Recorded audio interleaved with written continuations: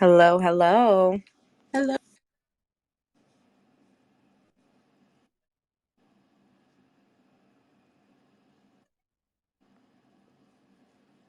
Welcome, everyone. Lots to talk about today. Heather, you're around, right? Oh, I yeah, I know. Okay, apologize. just I making was sure you speaking didn't cut on, out. no, I was talking on mute. I apologize. Welcome, No everybody. worries. Thank you so much for coming. I'm trying to pass out some mics and, another Friday, just a regular week, again, in AI news. So, Taylor, you want to open us up while I pass Yeah, the I mics mean, here? while you do that, I'll just kind of to feel out the room. Welcome, you guys. We've got a lot to cover today. Originally, we were going to do a Q&A and kind of get some questions from the community answered because we always have so much, so many questions every week that we can't get to because we always have a pretty full panel of guests. So we wanted to loop back around. And then this huge bombshell drops with the Sam Altman news. So we're going to be, of course, talking about that. And I'm just putting this out there as a forewarning that, Twitter X spaces have been known to be quite ruggy in situations where there's high volume and high traffic happening. There's a lot of spaces happening right now. So hopefully none of us rug out. But if we do, for anyone that's speaking, anyone that's on the panel, if you can't hear, usually the best way is like to just literally leave and then come back in, and hopefully it works. And hopefully we don't overload the servers with all these spaces going on, but just wanted to give that quick little heads up. But welcome, you guys. Excited to be here. And I'm sorry, I'm trying to pass mics out to a couple people, and I apologize. I was trying to get you Matt, and Taylor or Selma, if you can help me out with that, I'd appreciate it.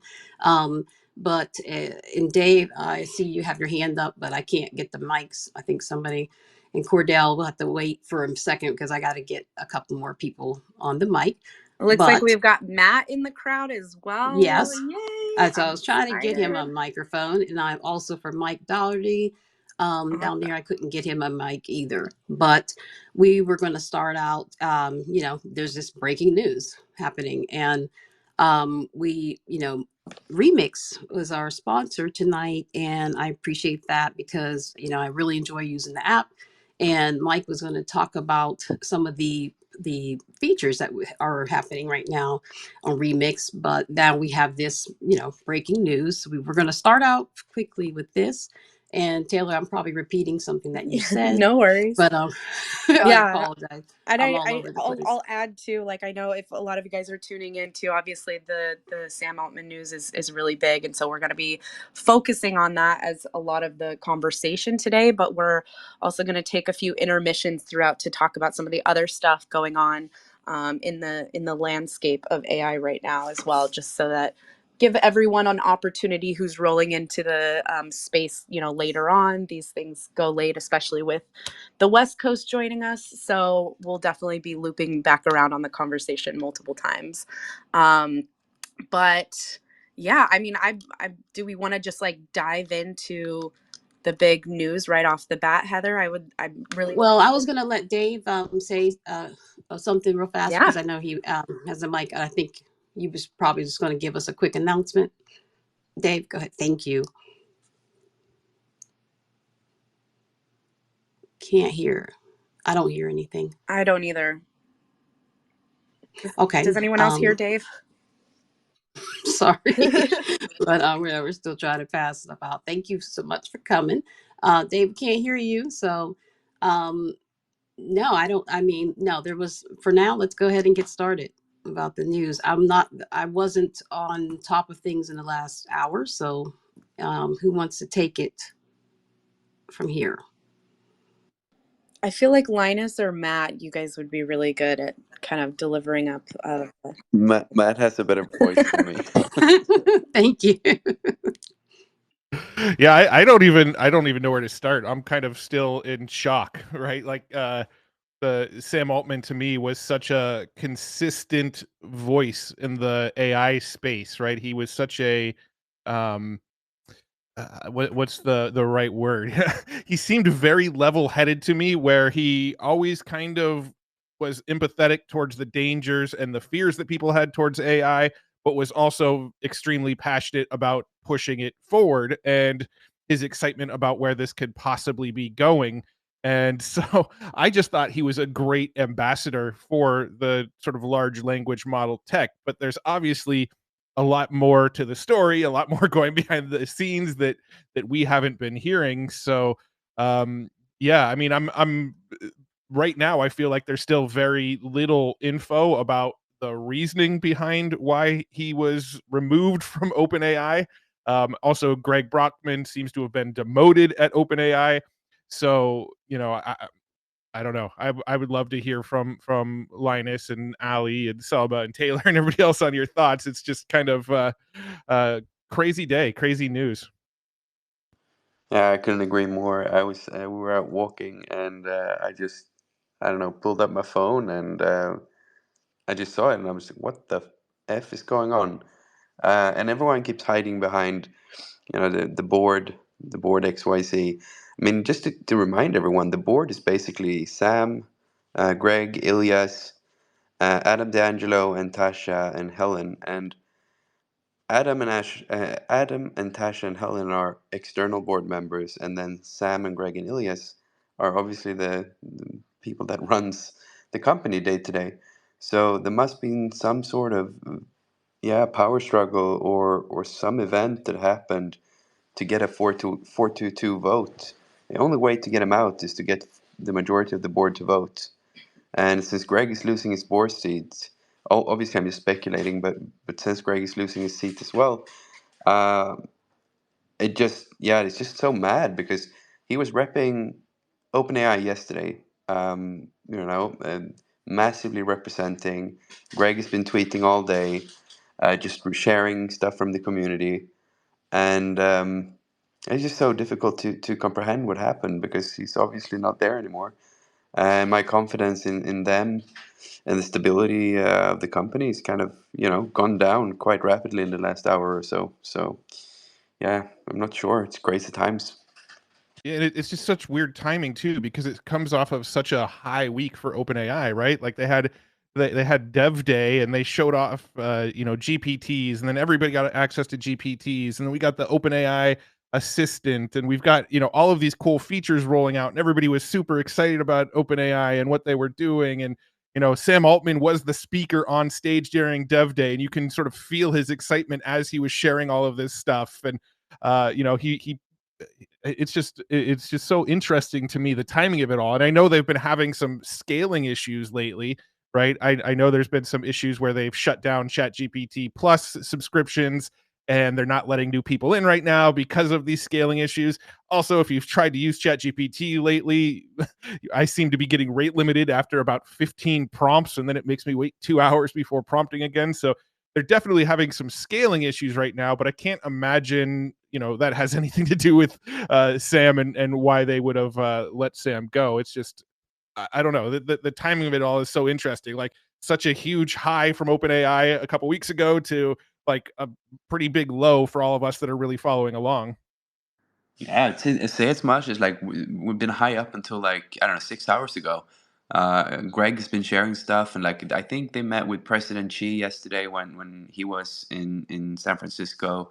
Um, it just feels so strange. Like the entire thing, it's like there's some event that either happened a little while ago that has been like only within the board, and then the decision came strikingly hard, or it's something that happened like in the last 24 hours, and or something that surfaced in the last 24 hours, and this is just like from now this is how it's going to be. I have such a hard time comprehending this because like obviously OpenAI has gone from zero to $90 billion valuation. They're on top of the world. Like everyone is building on top of this, and they're just about to kind of go hyperbolic with everything, and now they kick out Sam. Like it's a Steve Jobs moment basically, and I'm like, did he fabricate this on himself? Like does he idolize Steve Jobs that much that he's like he wants to get kicked out so he can come back in a few years? I have no idea. It's just so crazy. This is like worse than a science. Like this is It's like a novel. This could be a movie. Linus, you took. Like Yeah, someone make. Go ahead. not to mention that supposedly Sam Altman's been doing this all for free this whole time, right? He was just so passionate and excited about the technology that he wasn't even taking a salary from OpenAI, and he didn't have equity in OpenAI either. He was just doing it. At least that's what he Exactly. claimed in his congressional hearing. So, I mean, they're removing somebody that's not a capital drain on the company who, everything you just mentioned, Linus, everything that they've gotten to so far, this $90 billion valuation, the extreme success of ChatGPT and Dolly 3 and all of these things have come under his leadership, and he's doing it all for free. It just something doesn't compute. There's something else happening that nobody knows about yet. I can't think of any other explanation. What I think is 100% so agree. fascinating. I mean, I wouldn't call Matt, it. you took the words out of my mouth. That can you guys hear me? I'm on my phone now. Yeah. Is that okay? Can you hear me? Oh no. Dave, I can hear you, You guys hear me? Am I rugging but again? I think you're rugging. Oh, okay. If you guys can hear me, I'll just ramble. Of But yeah, course. the thing that you're both circling the drain on that I think is so sad sometimes to see, which happened with Steve Jobs as well, is you get this meteoric rise to excitement and fame and whatever, but then there's a very hard intersection between choices at the highest level that are biased towards money and that are biased towards the technology and doing the right thing and being good. And like there's so many companies that hit this intersection of monumental growth, and then some people maybe want more of a choice made for money and for income and for long tail and for raising and all that kind of stuff, whereas Sam, in my opinion, I could be wrong, maybe he did something behind the scenes, but just wants to do the right thing and what is best. And I'm guessing he would happily sacrifice large chunks of money in exchange for bettering the technology, doing the right thing, slowing things down if they had to go safer and all that kind of stuff. So that's my unfortunate pessimistic point of view. One of the things that I wanted to add in, and I don't know if Dave can hear me, so I just DM'd him. But is the like really scathing kind of nature of the statement that OpenAI had released. And so I'll just reiterate a part of it, which says that Mr. Altman's departure follows a deliberative review process by the board, which concluded that he was not consistently candid in his communications with the board, hindering its ability to exercise its responsibility. And then following that with the board no longer has confidence in his ability to continue leading OpenAI. That's a huge slap. That's a big statement. And considering, I think, this sort of the celebrity nature and how pivotal Sam has been in the meteoric rise of OpenAI, I find that to be really interesting, and definitely opens, I think, the doors for speculation, especially knowing writing the success of last week's Dev Day, knowing all of the big updates that are coming. Like it's a big deal.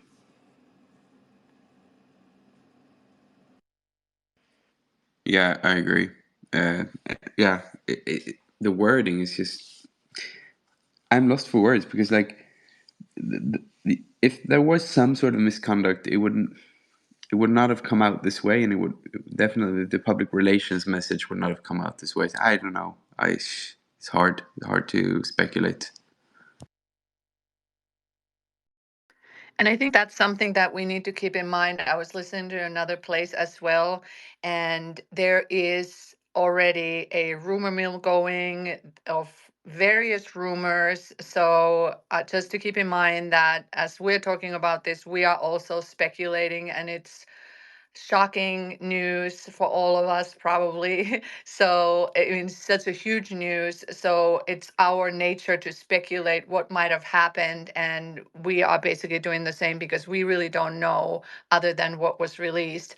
And by the way, on that token, I just happened to see a post from Sam himself about 27 minutes ago. And he says, I loved my time at OpenAI. It was transformative for me personally and hopefully the world a little bit. Most of all, I loved working with such talented people. We'll have more to say about what's next later.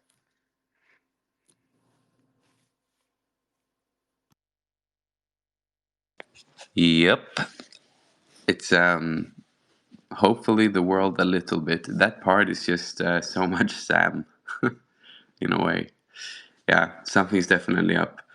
Um, what if we?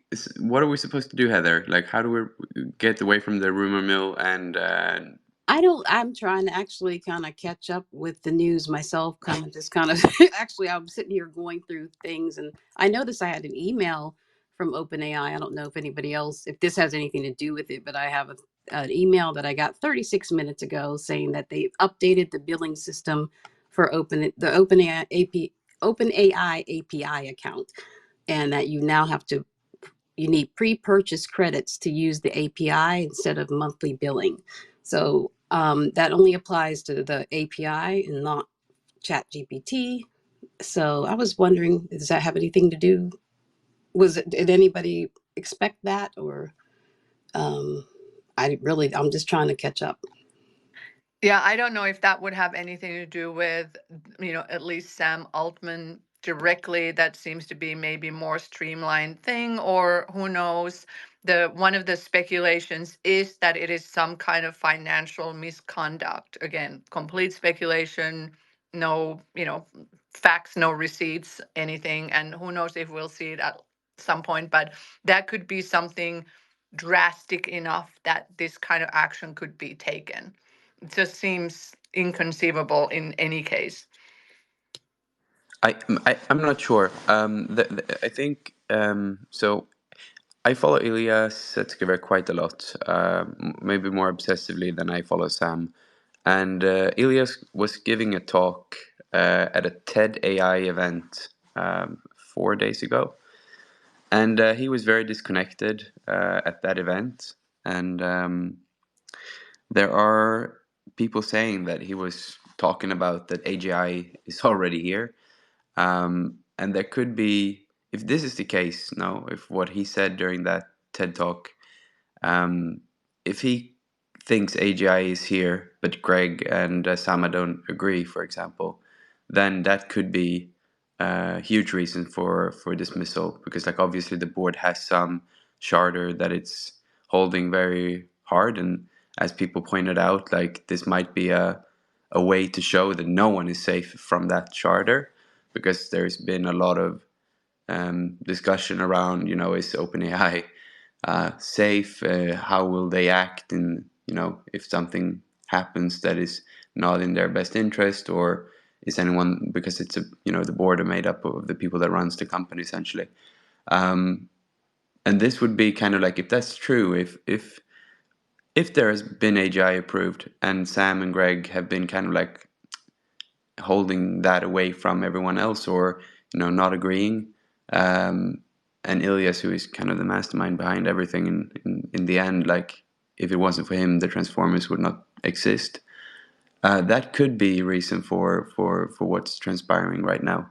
But again, I'm speculating. But he was out there talking about this just a few days ago, and there's a lot of a lot of things happened since Dev Day, so this could be, we could know more in a few days, but I'm just putting that out there. So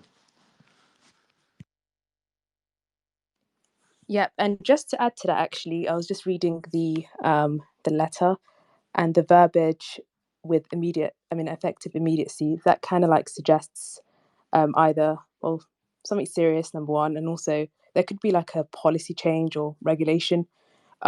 Maybe, I don't know, might be a bit of a reach, but the American government wanting more control and regulation when it comes to OpenAI. That could also be something maybe that could also be another issue that could have been arisen. And also, I think that's the only thing. And also, like I heard in another space as well, maybe like something more serious in relation to his personal life that came to surface. That could also be another reason for the fact that he departed in such a dramatic way.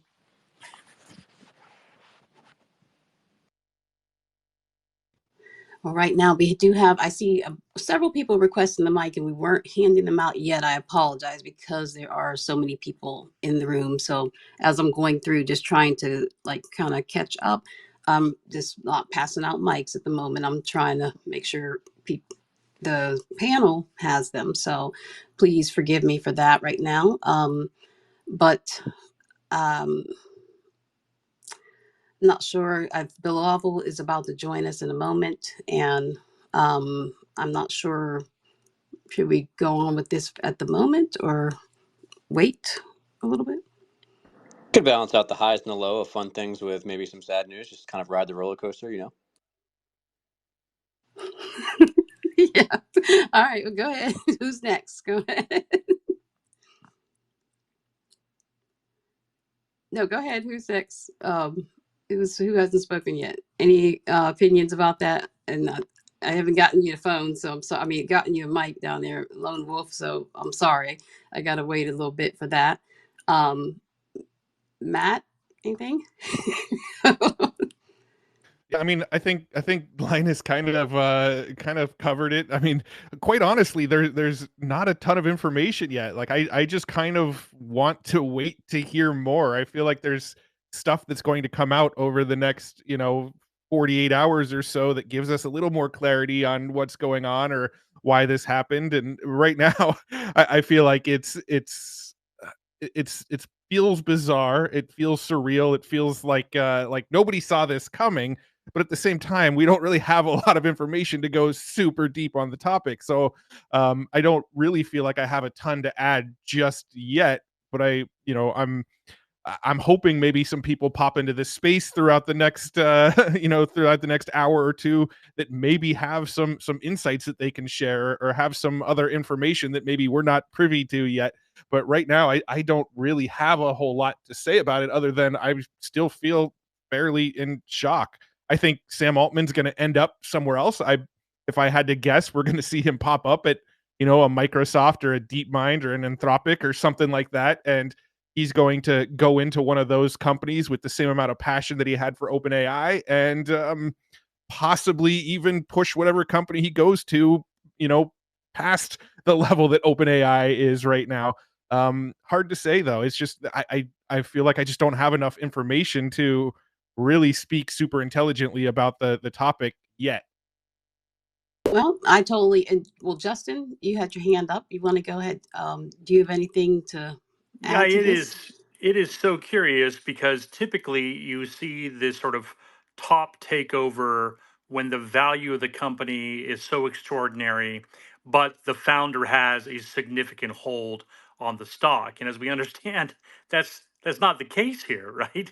And so there's no that is very typical. I've been involved in numerous startups. I was part of the startup out here in California, Surf Air, and we were all doing this radical new private airlines for business travel. And then a new group came over and kicked us all out because they had different plans and also because a lot of people had stock and it was doing pretty well. And that's very typical. I've seen that many times, but that's not the case here.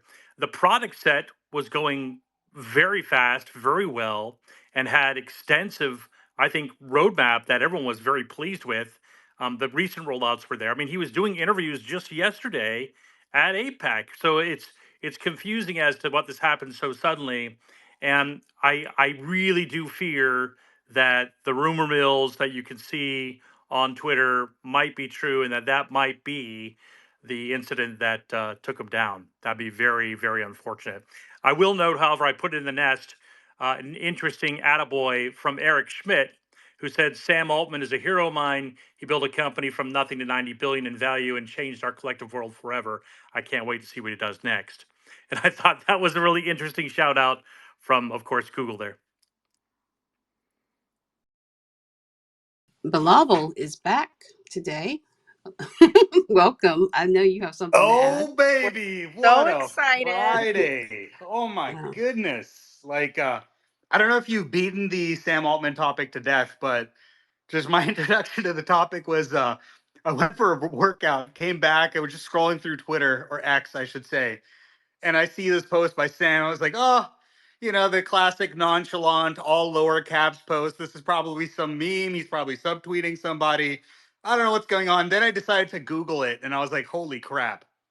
So yeah, I don't know. My hot take is probably, I think I caught the tail end of what Justin said. It sounded like, did he poke the Satya bear too much? Did he put Microsoft in an uncomfortable spot? And yeah, it does definitely feels like he got blindsided a little bit, or they wanted to keep things business as usual until the announcement was made. I don't think we'll ever know. But my key question is, I'm curious if you discuss is, what the hell does it even mean to say not consistently candid? Like, did GPT write this stuff? Like, what does that even mean? I'm just trying to understand. Like, that's like the most bureaucratic, vague verbiage you could give. And yeah, I don't know. Still trying to just trying to make sense of it all. But hey, did not expect this nuclear bomb on a Friday, so that's fun. Would it be hilarious if we found out that that entire like press release was written by ChatGPT? Dude, I'm telling you, GPT-5 is the new CEO. I think that's the plot twist in all of this. Is like, Sam was joking about, oh, you're not going to get replaced immediately. Just kidding. I don't know. Maybe this joke is not too savory. I don't know. But I tend to retreat to humor in these sort of situations. Did you guys see that the org chart they posted a few days ago? If it was Greg or no, with the GPT replacing everyone. No, please tell us more. Maybe it wasn't even them.Maybe it was Kaepernick or someone. There was this funny image being posted with everyone in the like COO, CEO, CFO. Everyone was just exchanged for LLMs, basically. Maybe that's the plot twist. Dude, what Actually, if Elon that was Musk. a subtweet? Oh my God, that's like deep. I do know the Kaparthi tweet you were talking about. Yes. Oh I mean, my goodness. talking about subtweeting, Elon Musk just entered the fold. Defeating hatred is never easy, and then him playing Diablo nine Savage. minutes ago. That's a Hey, subtweet as for someone who sure. plays Diablo a lot, that's massively impressive. So Elon's smarter, of course, than all of us. So this is getting more interesting by the minute. I can't keep up. There's too many things to look at. I'm looking at I have like 500 tabs open right now, and I can't keep up with what's going on. So, oh wow. Well, who's I next? think one question I have for the group is like a lot of folks are already saying like, is this going to be the start of sort of Sam's like Steve Jobs moment, right? Like Steve Jobs famously got ousted from Apple, a company that he helped build, and then eventually had this sort of like triumphant return, so to speak. So I'm curious if any folks on the panel have some thoughts on that. I saw that discussion also, and it was talked about in this other group or other spaces that I hopped in for a bit. And some people seem to hint to that direction, but I think at the end of the day, it probably depends on what exactly happened. And since we don't really know, or if we ever know, who knows? Maybe, possibly, so totally speculative. However, another interesting or thing that I was thinking about is that what then could this potentially mean, or is it even a concern, for example, moving forward? What does it mean for OpenAI? Is it business as usual? Is this really going to actually cause more of a disruption? What does it mean for the potential safety and regulations and all of that stuff? So, like, to me, this could have massive implications on at least in a short term, or like, is it just like a little blip on the radar? So just curious to see what you think about.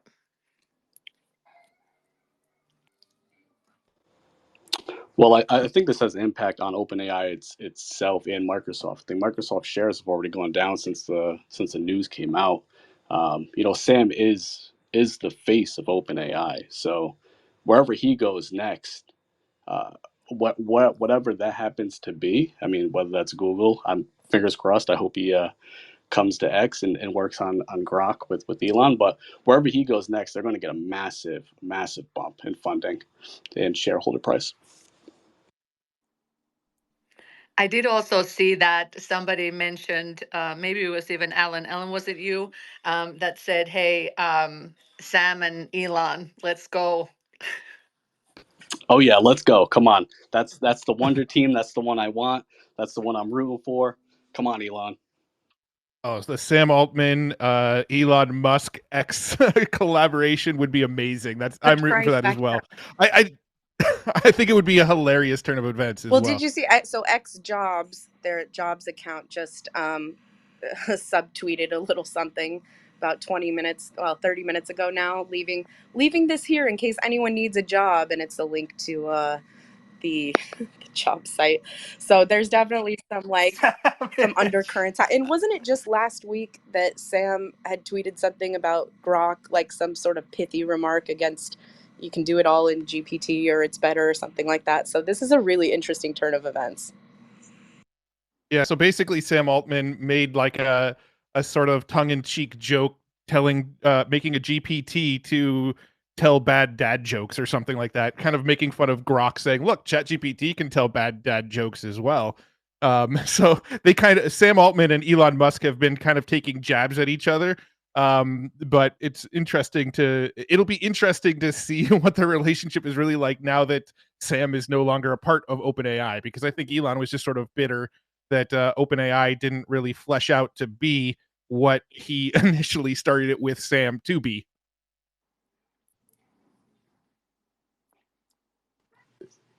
Justin, anything to add to that? Looking around and see who hasn't spoken in a Sorry, while. I think No, my it's pinky hit my mic there. oh, okay. Yeah, I'll just say quickly. I think there's obviously my guess is Sam is probably going to take a little time and get his bearings on whatever the heck he wants to do because he can write his ticket. I don't think he's gonna. It sounds like look, OpenAI was his brainchild. This was really his child. If you ask Chat GPT, it acknowledges Sam Altman is my creator. I was just doing that. I was saying, do you have any? I asked Chat GPT earlier. Do you have any reaction to the news that your creator has been fired by the board? Of course, it went on and said, no, I don't really have any emotions on these things. But you do recognize that he is your creator. Yes, Sam Altman is my creator. So this is his baby, and it'll be very curious as to what he chooses to do. But my guess is, based on his disposition, he won't go burning that bridge. He'll probably take some time and so take some time off there. I'll just add that, it is interesting to see who's on the board. So I'm just looking at this list right now. So it looks like board of directors consists of Ilya Sutskever. Obviously, Ilya is like one of the key, engineers behind this initiative. And yeah, like independent directors, Quora CEO, a technology entrepreneur, Tasha, Georgetown Center for Security and Emerging Technology, Helen Toner.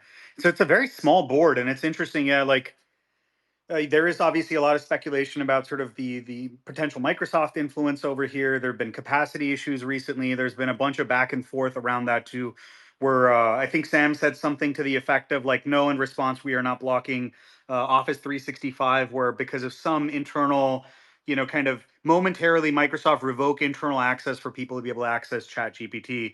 And so there's just like a bunch of like interesting kind of data points we have in the public. That's sort of the tip of the iceberg, and we don't really have the full picture of sort of what's beneath the veneer there, or this sort of veil of obviously opaque corporations. But certainly, gosh, is it juicy, and holy crap, is it unexpected. I think a hilarious turn of events here. Loves irony, and the universe does too. He ends up running some of these like massive regulatory organizations around AI. That would be very, but also appropriate given that he's been engaging with the subject, perhaps before other CEOs were willing to even do that. Delavo, I think your audio might be a little weird, like the if you're using like a Bluetooth mic or something, because it was just getting a little glitchy there at the end. Just wanted to add that it's hard to have these conversations without speculating, and there's a lot of speculation already out there regarding Sam's, some stuff that's come out on Sam's personal life. I don't think that it's something that I feel comfortable talking about, but it's out there if you want to find it. But my take on it is there's kind of like two real reasons, and that's the big question that everyone is asking right now is like, why? What happened? Why was it so sudden? Why was he a celebrity last week and the Lord and Savior of all AI, and now all of a sudden this happens with this very scathing statement from OpenAI? And so I think it's potentially like one of two things in my mind that it goes to is it's either some sort of scandal related, or it's the natural progression of OpenAI's transition into Microsoft, a company run entirely by committee at this point. And I think alleviating Sam from that role is kind of a big straw that breaks the camel's back and kind of pushes the power entirely over to Microsoft to run it as a committee, really. So curious if anyone has You any know, thoughts. one note I just discovered, and I was reading through the press release, the Sam headline just burned out at me. But also, Brockman stepped down as president, right?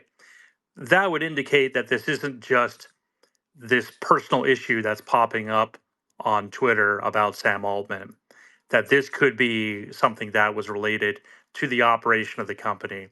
And in that case, I mean, if it would be a great book story if they were basically hiding the fact that it went AGI. But I think it's more likely that they were, doing something with the numbers that the board didn't like. That's usually how these things Or end they up. were, building the AGI in the basement the whole time. Yeah, I think back to this. I started this when there wasn't that many people listening, but now that we're a bit more people in here, just to replay what Billowall said. The board is 6 people, 3 in, 3 out. So it's 3 internal people, 3 external people, and the board is basically the company, the friends. Like it's Ilyas, Greg, and Sam, or was. And for Sam and Greg to depart, they need to be a 4-2 vote, so like a majority vote. And Sam is out, not just from the board, he's out of the company. And Greg is stepping down as a president and is out of the board, so he's no longer having a board seat. That just leaves Ilyas and the 3 other people in the board. And Mira is taking the helm as CEO, and that's great. She's done a wonderful job, and I wish her all the best as interim CEO. But there must be something fishy going on because obviously Ilias is still on the board, so there is a power struggle going on inside of the board, no matter what. Like that is a fact. Otherwise, they would not be out. So I think it's way more than Sam's personal whatever issues that have been floating around for years. Um, there's something deeper here, and if we think about the charter of the board and why they exist, and there's been constant talks about it's there to make sure AGI benefits the greater humanity and all this stuff. So maybe there is something around there where like Ilias obviously thinks AGI is here. That's what he said at the TED talk just a few days ago at TED AI. Is that talk is not live, but I'm getting tons and tons of messages from people that attended the event. So yeah, I don't know. There seems to be something really strange here, for this to just happen overnight, or seemingly not even overnight, and just like that. So the board is not a magical thing. It's not a magical entity. It's just 6 people, right? So yeah, that's my take. And I think just to like just put the cherry on top there, I think you laid that out beautifully, is also, yeah, just like the GPU capacity constraints and the sort of Microsoft tension that a lot of people were speculating about, like the vibe was off a little bit, was I think what Smoke Away was saying. And I think I definitely do see that. Like so what an interesting turn of events. Maybe one direction I'd love to take this, and curious if folks have thoughts, is like, look, the technical direction of this stuff, right, is going to be largely driven by folks like Mira, Ilya, and like a bunch of really talented engineering managers, research ICs, and so forth.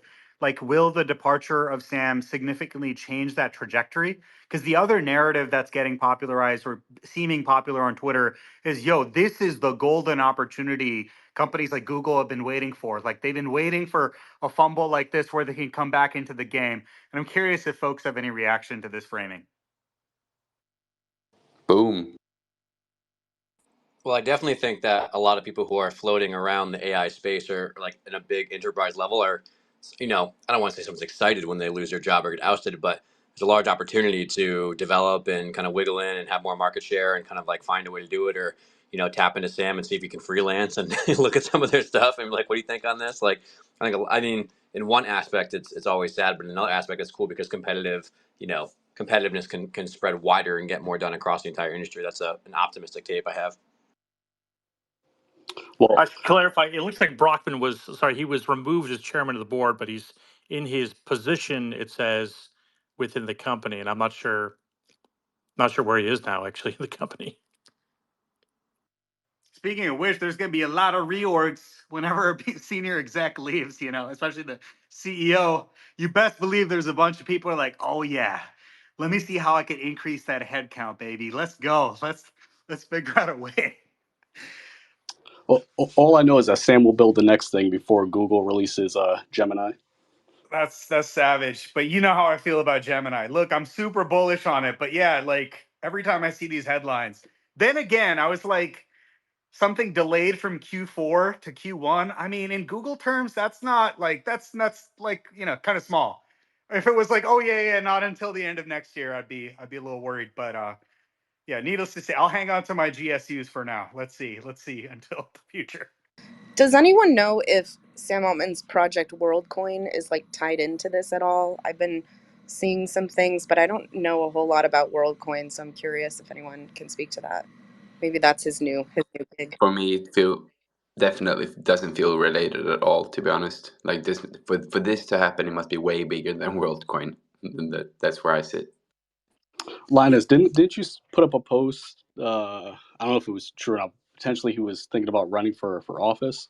Debunked. Okay, So we can all right. just kill that. That was like Google Cash, bad cash, that retweet from somewhere. I think also it clearly stated further down in the thread, debunked. So like, yeah, sorry for that. I should remove the original tweet actually. On that note, though, on the positive slope, is you think I think there might be an angle here where Sam has very exciting pursuits elsewhere, other things, WorldCoin, he has other projects he wants to do, and maybe they feel he's spreading himself too thin, or maybe he has an input on wanting to somehow step away. I don't know. I'm just saying, like devil's advocate, maybe they're That's a good point. But then again, OpenAI is valued at 90 billion. So like, if he's spreading himself thin, he's doing a hell of a good job, regardless. I also think if that was sort of the case where he was spreading himself thin and he was kind of trying to step away, it wouldn't have been such a abrupt decision, right? I can't the way it went down where 3 hours ago he was the CEO and all of a sudden now he's not. That to me doesn't that doesn't seem like it would be spread too thin and need to step away. That to me seems like either some information came out and OpenAI quickly wants to distance themselves from Sam Altman, or there's been some some stuff that Sam Altman wasn't doing properly behind the scenes or reporting properly behind the scenes. To me, it feels like one of those two scenarios. Did Yeah, he share some the of the weights and profits, biases some of the with profits from Elon? WorldCoin went to Sam Bankman-Fried, so it's a possibility. I'm not saying that's the case, but I think that's a viable reason. Additionally, the Reddit post about AGI has been achieved internally. In general, I think it's inconsistent communication and a lack of confidence. I mean, yes, it was a Steve Jobs moment, but he's not Steve Jobs. Like to me, he comes off as the poster child for imposter syndrome, and that's not anything against him because that's kind of like, oh, he has this innocent quality, right? But, in front of a board, it looks less appealing, right?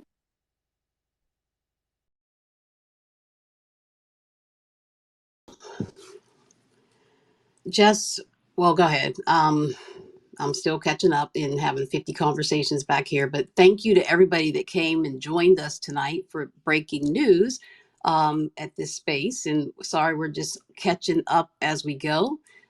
Getting Bilal the mic back here so he can add to this conversation. And thank you all, those that are requesting the mics. We have 16 people that are requesting the mic, so I'm sorry I can't pass that many out. We're trying to go through and keep the conversation going and sticking to what we know and not too much speculation. And we're learning something every few minutes here. So, Bilal, you back? Oh yeah, I'm back. Hopefully the mic is better now. Yeah, sorry about that. But yeah, nothing to add. I just pinned up that tweet, one of the various tweets. I think, yeah, again, like we're seeing the tip of the iceberg. There's a bunch of like concrete data points that we have. But yeah, behind this like veil of like, the corporate black box, kind of we have no idea what's actually going on. Needless to say, in today's day and age, I just have to like make a comment on just like the information landscape. It's just funny to me that you can discover news on X and then you have no freaking idea if it's joking. Like it's like it's a weird subtweet, if it's real, if it's not, and you have to kind of go Google things. And so yeah, I just like what a world we live in where you can't really believe stuff right out the gates just because I don't know. It's just the way we communicate these days. Oh my goodness. So much left to interpretation. Can we speculate about if Sam gave away the weights and biases to Grok? Maybe share them privately with Elon, and that's why it's out. Oh, Grok. So can somebody pin that tweet up because that was freaking hilarious. The Grok one where I think somebody made a GPT using and basically described Grok as like I don't know, make some like I don't know, really bad boomer jokes or something like that, which was perhaps a little below the belt. Well, look, I think another issue we have to take into account is that, and I'm coming from someone who's worked both in the nonprofit sector and in the private sector, making a move from a nonprofit group into a for-profit group is difficult. And the expectations, the rhythms, the things that you do, it's just a very different beast. And there could be some type of legacy things. And of course, I'm looking at this now through the lens of this affecting Sam and then Brockman being removed as chairman of the board and put in some position at the company. Is that the Brockman goes way back on this thing, and so the question is like, was there some transition issue that they faced during this whole endeavor? I don't know. Can we get someone in the room who might have attended TED AI a few days ago? I see Lex Friedman is in the room. Maybe he knows or he does not know, but I just want to get confirmation on whether or not like anyone has first encounters with what Ilya said on stage.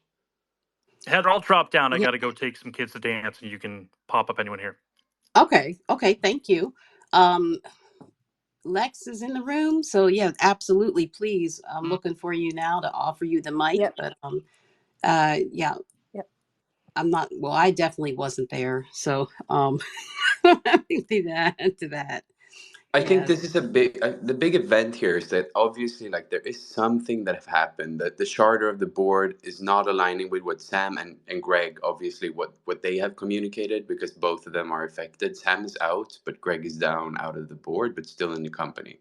That leaves Ilyas kind of at the helm, and there's very few people that have sat down and had long conversations with him. So if anyone that knows him well, it's for sure Lex. But yeah, it would be nice to just get a voice on the matter and see if we can get some other kind of like points of views on it.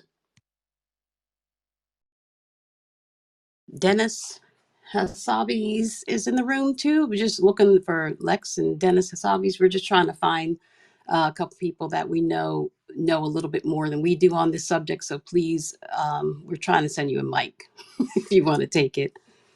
But hold on, still searching through. There's a lot of people here. We broke our record, everybody. Thank you so much. I think we have about 1,500 people in the room right now. So forgive me for being all over the place, but I'm just thrilled that you all decided to come and spend some time with us here. And we're trying to get a couple other people up here on the mic, and I appreciate it. This is your chance to talk in front of a large crowd if you're not used to it. But thank you all for trusting us to hear our take on this, and we're just going to keep going.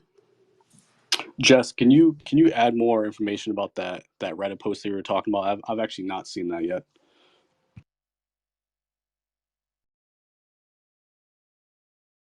I think I think we got I think the mic might have dropped from her. So hold on a second.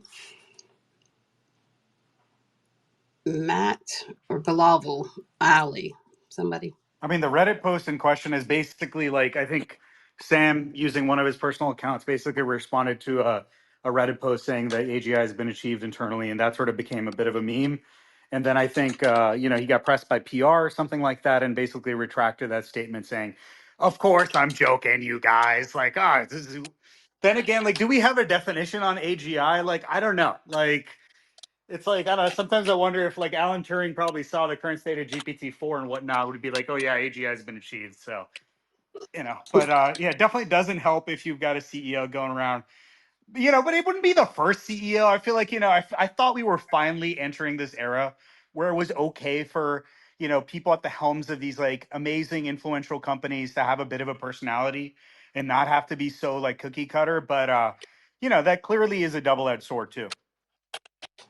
I think we have to remember too that just recently a closed door meeting on like a bunch of leaders with AI happened at the White House. I'm pretty sure. So that wasn't that long ago, and I'm not sure if there's I don't know, closed door meetings with a lot of really smart people means that something is probably approaching a slightly dangerous or nerve wracking level that it brings the attention to the government. So like my gut says that something is like tipping over the lever of safety versus unsafety with AGI or with where AI is going. It's going so fast, so quick, and maybe there's an ethical or philosophical difference on what to be done. Should we slow down to be safe? Should we keep going on our path? We're making a lot of money. There's people who are expanding. We have GPTs now. Like I don't know. I think.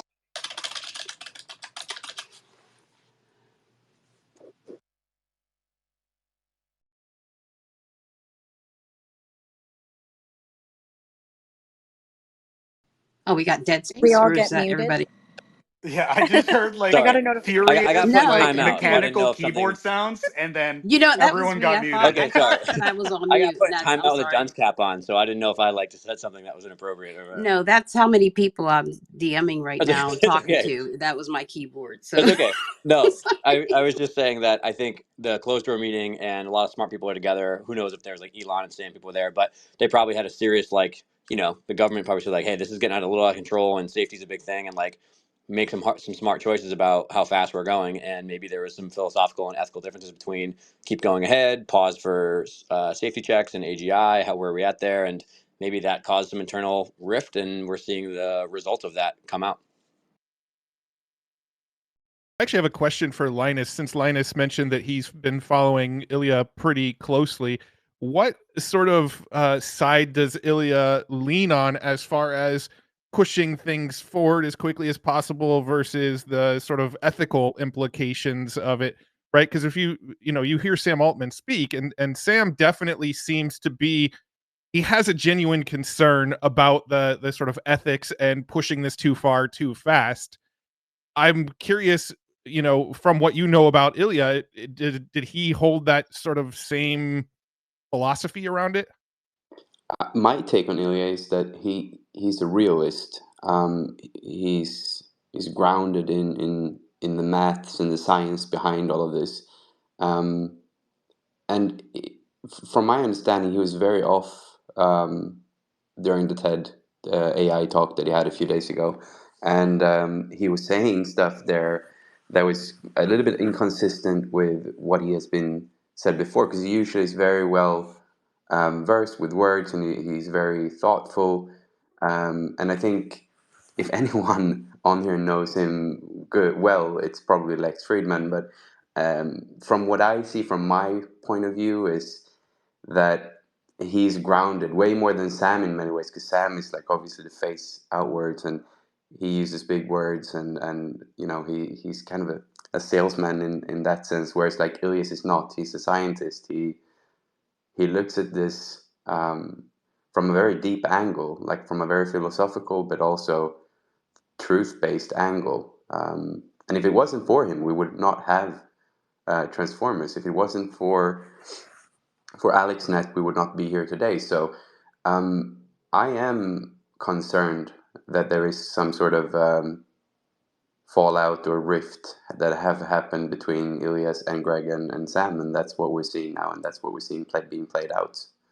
But I would love to get people that have even more domain knowledge to speak about this. But I don't want to spend all this time making assumptions in someone's life. I mean, I respect Sam deeply, and we're kind of talking about someone's life and their kind of work for the past many years. So it feels a bit weird also to talk about it, but obviously big news for everyone, and it matters to a lot of people. So yeah, with that as well, obviously it's interesting to see what comes out of this.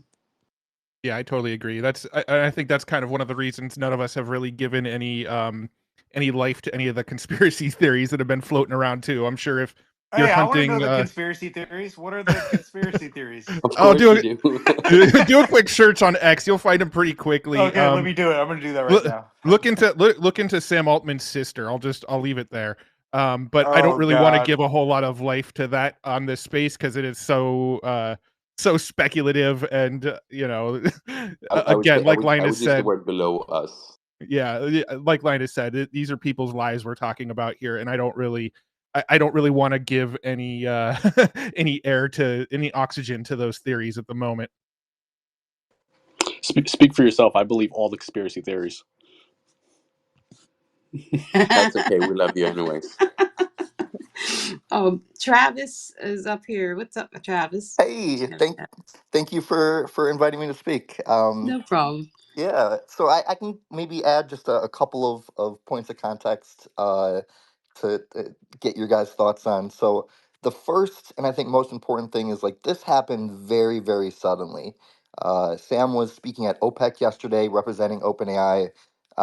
People saw him at a party last night, like that he left to go to some meeting or something. So, like the a lot of the theories being thrown around like was this some philosophical difference or something like anything like that where they potentially wanted to phase out a person who is in all like likelihood a generational CEO, that would have been handled most likely like in a much more planned and kind of even keeled way with a better like I mean you got to imagine this is a $90 billion company and a lot of people think it could be a $1 trillion company. Like there's a lot on the line here. And they wouldn't like just have a all of a sudden like in one day short press briefing type thing if it wasn't something kind of major and like a particular event. So I'm also, I think someone said like speculation beneath us and everything. I totally feel you. I don't want to throw any rumors around. I'm kind of like thinking the most likely thing or my pet theory would be that there was some either security leak. I know some people were throwing around kind of some order of events on Hacker News as to what happened, or something dealing with a foreign government that they Sam or whomever at the top kind of lied about or covered up or wasn't open and honest with the board, and it was to the extent that like the blowback from the U.S. government or something could have been like, holy, we need to like get on this right now. Now that's purely speculation, but kind of just trying to connect the dots to like what could cause a board to take this level of action for this popular of a CEO like within a day because usually these things are just so much better planned out. Yeah, that's just my 2 cents.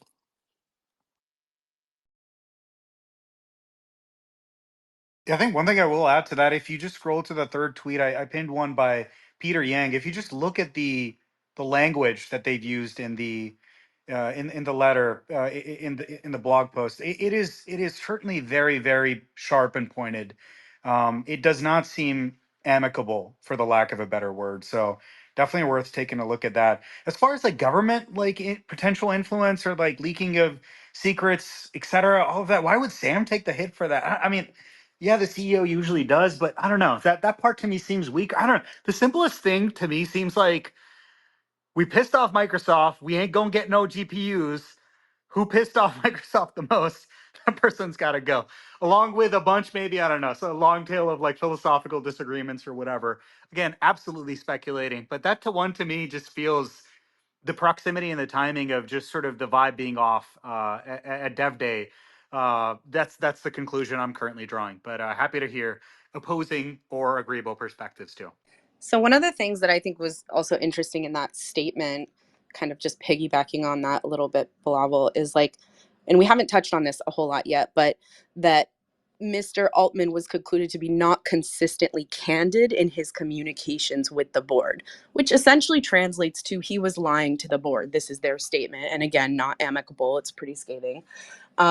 And so that opens up, I think, a lot of questions around like if it whether that's lip service or not of them just this is our quick and easy way of, you know, uh, attributing the fact that he's out to the world, or whether that's, you know, like a cover up or whatever it is. I think it's a pretty big sweeping statement to basically say the CEO has been lying to the board. And so now the question becomes, well, about what? Is it data? Is it censorship? Is it privacy? Is it, you know, the secret AGI in the basement? I don't know what it is. So curious if you guys have thoughts. I want the GPT without the trust and safety layer. Somebody give it to me, please. I know, Sam, you got it on your laptop, homie. Please hook a brother up. That's going to have to be, I think we'll have that conversation in a couple weeks, right? for, for overall for the censorship and that type of thing. But that would be wild. That might be too much to bring in the conversation today. I mean, I was just Yeah. like scrolling through Reddit trying to get some insight as well, and of course lots of it is just speculation, but like there is this idea of, you know, could Microsoft have been really pushing for something that Sam wasn't comfortable with, you know, ethically in terms of data and privacy?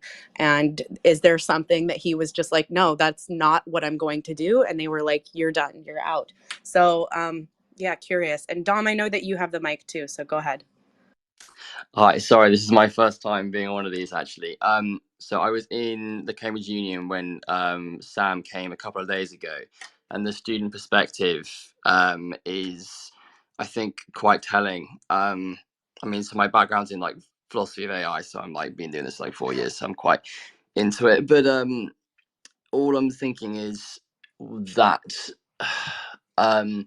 in terms of policy and sort of frontier guardrails, that by, I guess, stepping down is a symbolic of a kind of concern that the sort of big corps are sort of taking the reins too much. So yeah, sorry. But yeah, I also think that there needs to be a lot more closer collaboration from the government. I mean, when Sam came to Cambridge, he came straight from Bletchley, and the government, the UK government at least, where I am, are doing a lot of work alongside universities in this. So I just think there needs to be a kind of a pause.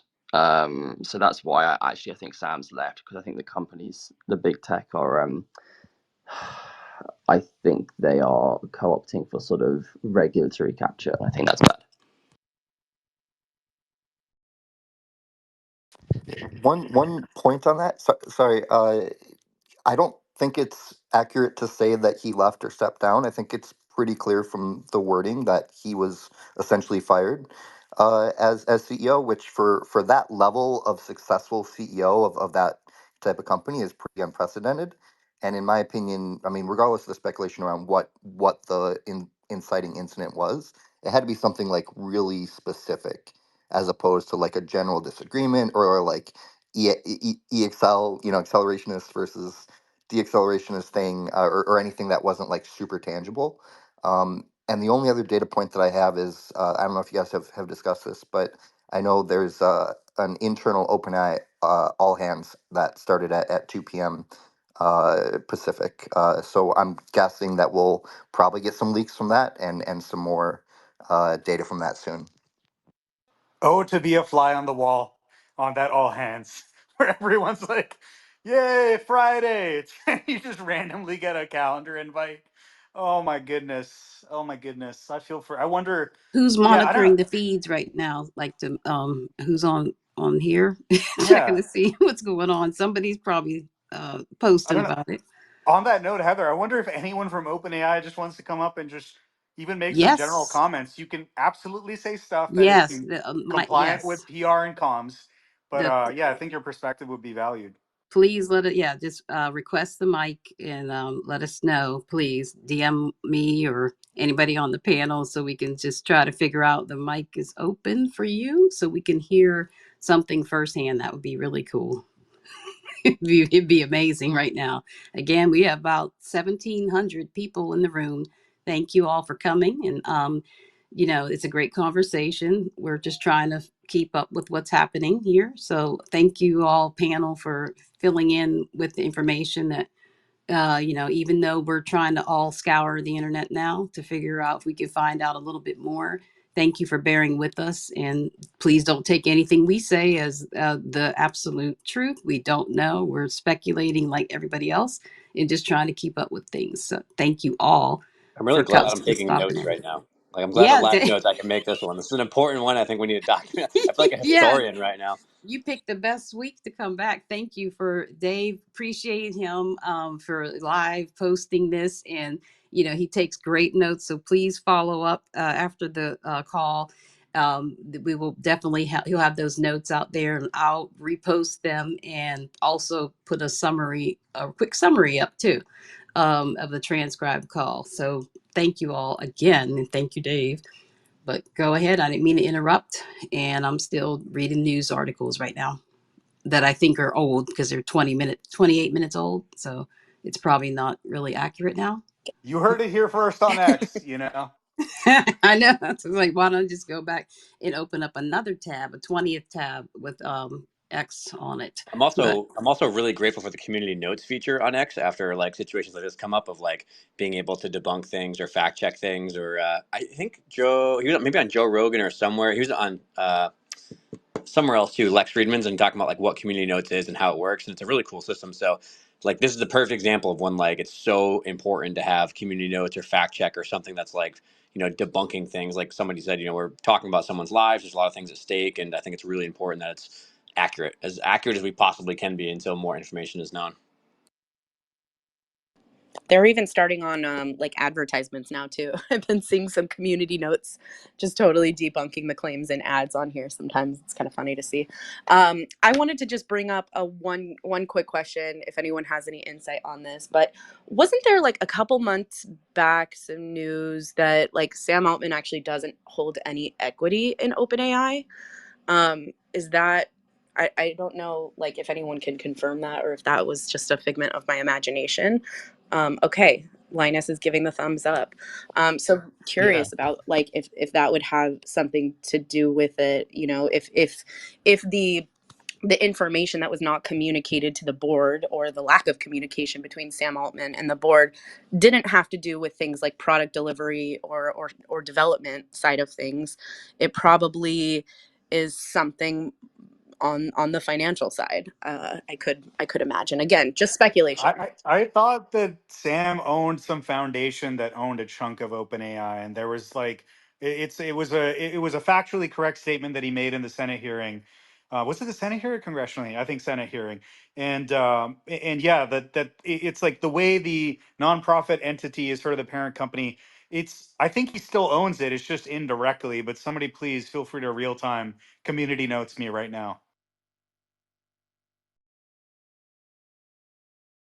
Yeah, all I know personally is what he said at that hearing was that he didn't have equity and he hasn't taken money from OpenAI.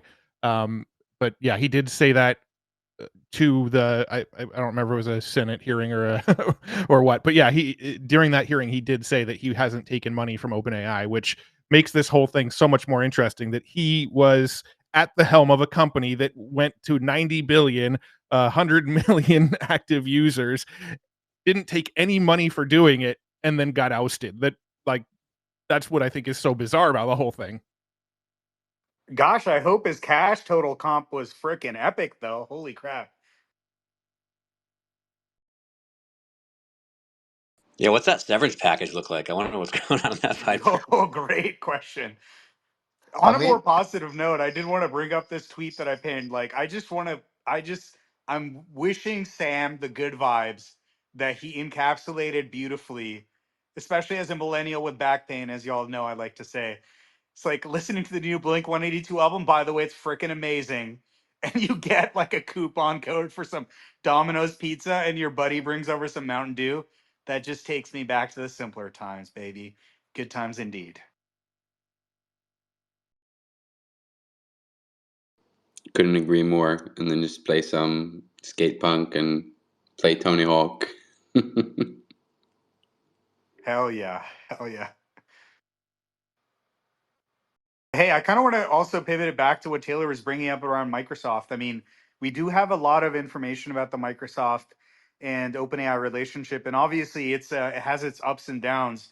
But I think like building on the points that Taylor brought up, I think like it is fascinating that like Microsoft is obviously it owns like what 49% of OpenAI or something like that, right? And the rest is other investors. And I'm kind of curious, like I don't think Bing took off the way everyone thought it would. Like for a while, it was like, oh my God, Bing is back, Google's dead, blah blah blah. And then of course, Chat GPT ended up being that super popular domain, and there was always substantially similar functionality either earlier on that would get sort of pre-launched in Bing, and then we'd find out, oh, that was actually the new Dolly that you've been playing with, or that was actually GPT 3.5 Turbo, or that was actually GPT 4, et cetera, et cetera. And at the same time, you've also seen Microsoft, especially, as far as their cloud business goes, embracing sort of the Llama paradigm and the open source paradigm with other players such as Meta, right? Sort of hedging their bets, so to speak. And so yeah, I'm kind of curious if folks have just general thoughts on like the Microsoft and OpenAI relationship and sort of what this moment means for the future of that relationship. The only data point I can speak to, I don't know if you guys saw the OpenAI Dev Day keynote, but when Satya Nadella came on stage and the interaction between him and Sam Altman was so extremely awkward, and I don't know if that's just like normal tech bro awkwardness or what, but like everything else was super well planned out, and that just like felt weird. And I who knows if that had anything to do with this or if it's just disconnected, but yeah, I don't know. I got the same vibes when watching that keynote when Satya came out on stage. Sam kept on asking about the commitment towards OpenAI, and you can definitely tell there was some like undertones there of I know what you're doing with Meta. We still good here? We still good here? You know what I mean? So it was definitely a very awkward exchange when they were on stage. I have a hard time believing that has anything to do with what's going on, what we're seeing today. But there is some questions there about like how much power does Microsoft hold at OpenAI? Is Microsoft pulling more strings than what we realize? I do think some of those questions are going to be are going to be asked right now. Can we talk slightly about the And exit interview? Like, how did that go down? Oh, damn. Ray, Did GPT-5 do the exit interview? and Ray's on the mic. Like, go ahead, Ray. Thank you for hopping on Oh, here. hey, how's it going? And what's up, Rob? What's up, Good. Ray? Hello. Just a little bit of background. I used to be an engineer in the Valley, worked at Apple for 12 years. I don't really have any close relationships, but I've been texting a lot of friends of friends, trying to also ask them to see kind of what's going on. So I don't have anything that's later breaking. Everything that I speak is just going to be really speculative and coming from an engineer, from a builder's perspective. There's lots of questions that I've asked, and I've been asking various people and trying to understand how this is kind of built together. And so some of the questions I asked, like, who's made up of the board, and then kind of what I was just trying to do a little bit of research and actually using AI to analyze all the videos that Sam has been in and all the podcasts that he's been speaking in, and just trying to look for these odd like micro tweaks of facial expression breaks or things that don't seem any like off patterns and stuff, and also try to look between all the tweets that Sam has been doing and liking and like corresponding with, and also trying to put together some data with other people he's been interacting with to see if there's any undertones or any underlying things. Just kind of still something breaking right now that I'm just trying to better understand. Could some of these past human interactions have given us a little bit of weight of what could be going on. But speaking a little separately from that, from a builder's perspective, I'm really curious because I'm making apps using OpenAI, and I'm just really curious now, where the product direction is going to be going in the future, and what his involvement is going to be in other things or just in this space in general. And what that also looks like with Microsoft, without Microsoft, and what these other competitors could be stepping in to do. Yeah, like my only take on that is they definitely would have uh, rolled this out in a smoother fashion because it's going to cause a lot of people exactly like us asking about the stability or how rock solid OpenAI's foundation is going forwards. Up until now, it's been kind of no question, and for this to kind of just happen overnight like this. And then Linus mentioned, like, what does this exit interview look like? Like, this was definitely straight up out of Succession vibes. Like, this shit, everything's pointing to it kind of happened like last minute. Like, this is as Silicon Valley drama. Like, this is going to be featured in a movie someday type shit, as we're gonna see. So it's cool to be kind of here theorizing and uh, trying to figure out, playing detective with you guys all in real time. Yeah, it's There's interesting certainly enough because material for Silicon Valley Redux. Somebody needs to bring back Silicon Valley. I think like so much, it was so prescient and obviously so representative of the time where, like, obviously I'm sure folks will relate. It's like many folks in the Valley just didn't want to watch the show because it was like too close to home. But I think it's been quite some time, and I can't wait for all the other juicy stories that need to be told in this sort of more fictionalized, dramatic fashion, a la the season finale of Succession. I mean, also talking about this juicy stuff, Palmer Luckey tweeted a while ago, like 40 minutes ago. The majority of the board is independent, and independent directors do not hold equity in OpenAI. This is crazy. So imagine being fired from your own company by people who have zero skin in the game. Comes from a guy who gets, ousted out of Meta. That's interesting. Maybe Sam has a ticket on the Starship tomorrow. Maybe that's what's going on. Yeah, that's Sam wild. and Elon have been in talks this whole time. This whole thing was just orchestrated. No, I totally agree with you, blah blah, on Silicon Valley. We need like a post irony meta AI version of Silicon Valley, because that would look so different than it did like 10 years ago. Just wanted to add, was Sam Altman was also one of the founders, right, of OpenAI? Yes. Okay. Yes. Correct. Okay. Yes. Just confirming. Yeah, I think there were like six or seven official founders, and Hmm. now with him leaving and then Greg Brockman stepping off the board, I could be wrong on this, but it's possible that Ilya Sutskever is the only original founder who's on the board. And Yeah. Elon Musk as well was, I don't know if he would be considered a founder, but he was like one of the earliest investors in OpenAI, and he was ousted from the board, I think in 2021. Well, he stepped away from the board. It's unclear. And so I'm calling it now that I think that there's, if Elon's ears aren't burning right now of this news, and like already, if he's in his very Machiavellian way thinking of like how he can leverage this situation, I'm putting it on the books that there could be a collab in the future. I mean, I'd pay money for it. Well, it's hilarious. There's a tweet. So Sam Altman tweeted earlier today, or I don't know, maybe an hour ago, about how he loved his time at OpenAI and it was transformative, and he'll have more to say about it later. And then immediately after that, there's a tweet from X that says x.com/jobs, leaving this here in case anyone needs it. So X has already sort of trolled Sam Altman about this happening. Yo, that's brutal. I love it. That's so wild. Yeah, I was just reading up on the board of directors there, and they have Ilya, they have Adam, who's the CEO of Kiora, Tasha McCauley, technology entrepreneur, and Helen Toner. And so, summary basically is just one internal member, and then three external members, and then there's likely to have additional unnamed independent directors without equity stakes.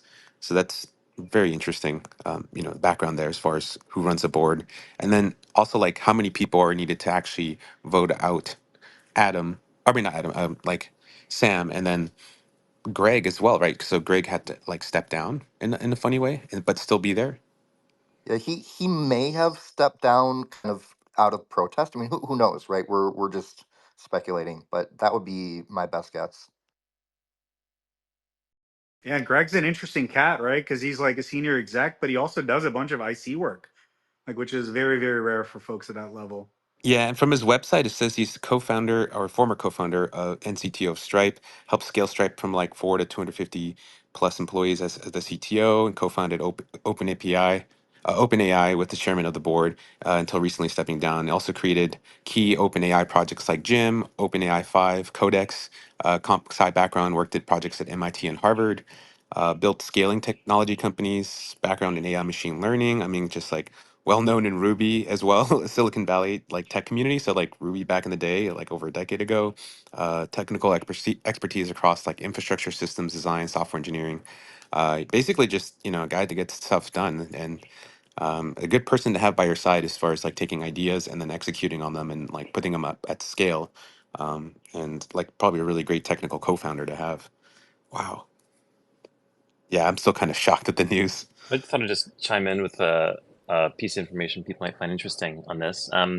So the OpenAI board of directors is contracted by 3 seats over the last year, and some of those folks were what you'd think of as really sort of powerful heavy hitters that would balance the board, right? The interesting thing, OpenAI for the last little while, is that Sam is by far the most powerful person in the company, which is why this comes as such a surprise, right? But Reid Hoffman, founder of LinkedIn, you know, he would have been the natural sort of counterbalance to that level of power in a CEO. He left in, I guess, March. Will Hurd left to do a presidential campaign. Siobhan Zillis from Neuralink was also there. She also left. Elon Musk had left like a couple years previously. So it's sort of this board attrition, and kind of speaks on this point. I mean, given Sam's competency and execution in building OpenAI as one of the original founders, kind of from the ground up to what is now $90 billion valuation, um, it seems really surprising this would happen. It seems like a fatal blow to the company. I mean, if this is pretty much the first sort of week in, we're cracking the armor of OpenAI's sort of dominant position in the AI landscape, right? Because they were a pretty uncontested leader, and this is now going to cause a lot of significant internal problems with their ongoing operations, ability to execute. Sam was a primary relationship holder with their collaboration with Microsoft, which is huge for them.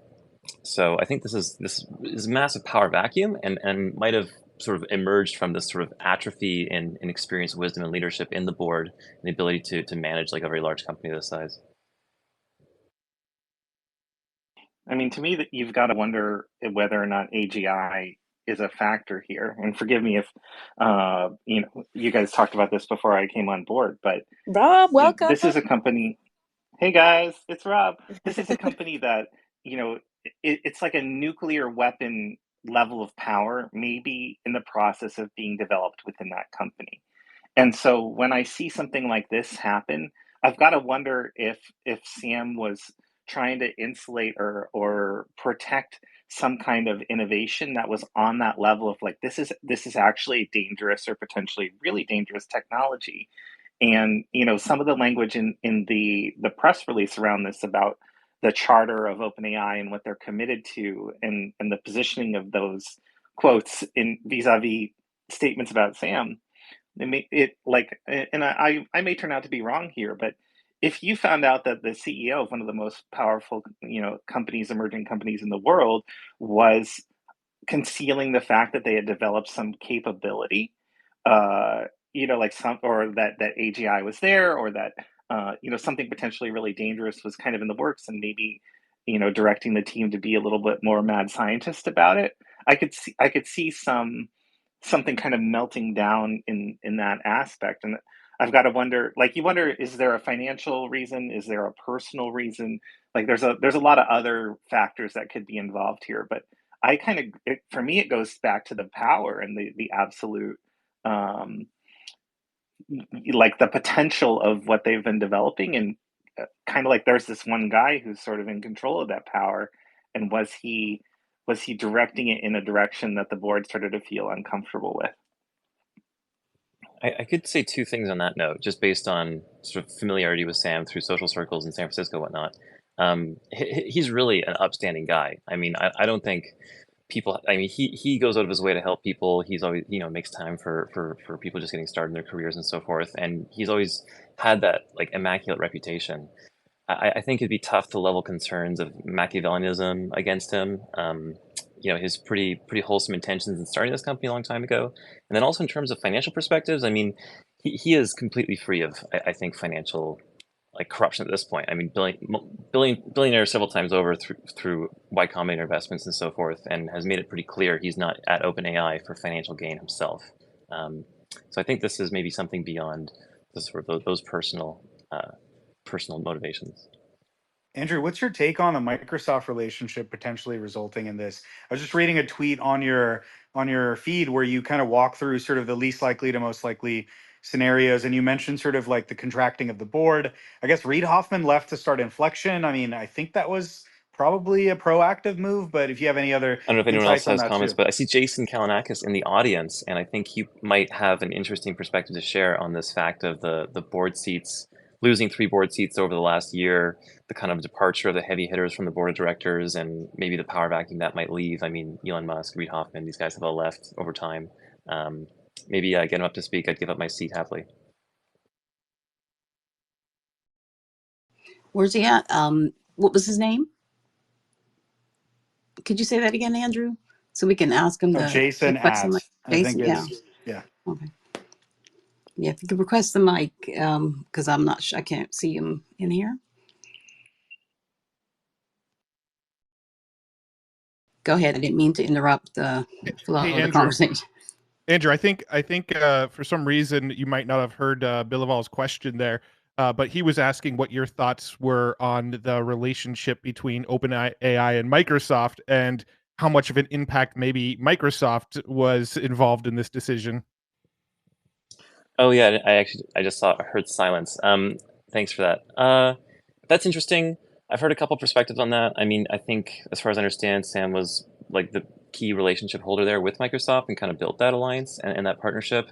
I have heard a perspective being shared that the level of dependence on Microsoft infrastructure at this point might be considered a sort of strategic vulnerability for OpenAI's freedom to operate in the future.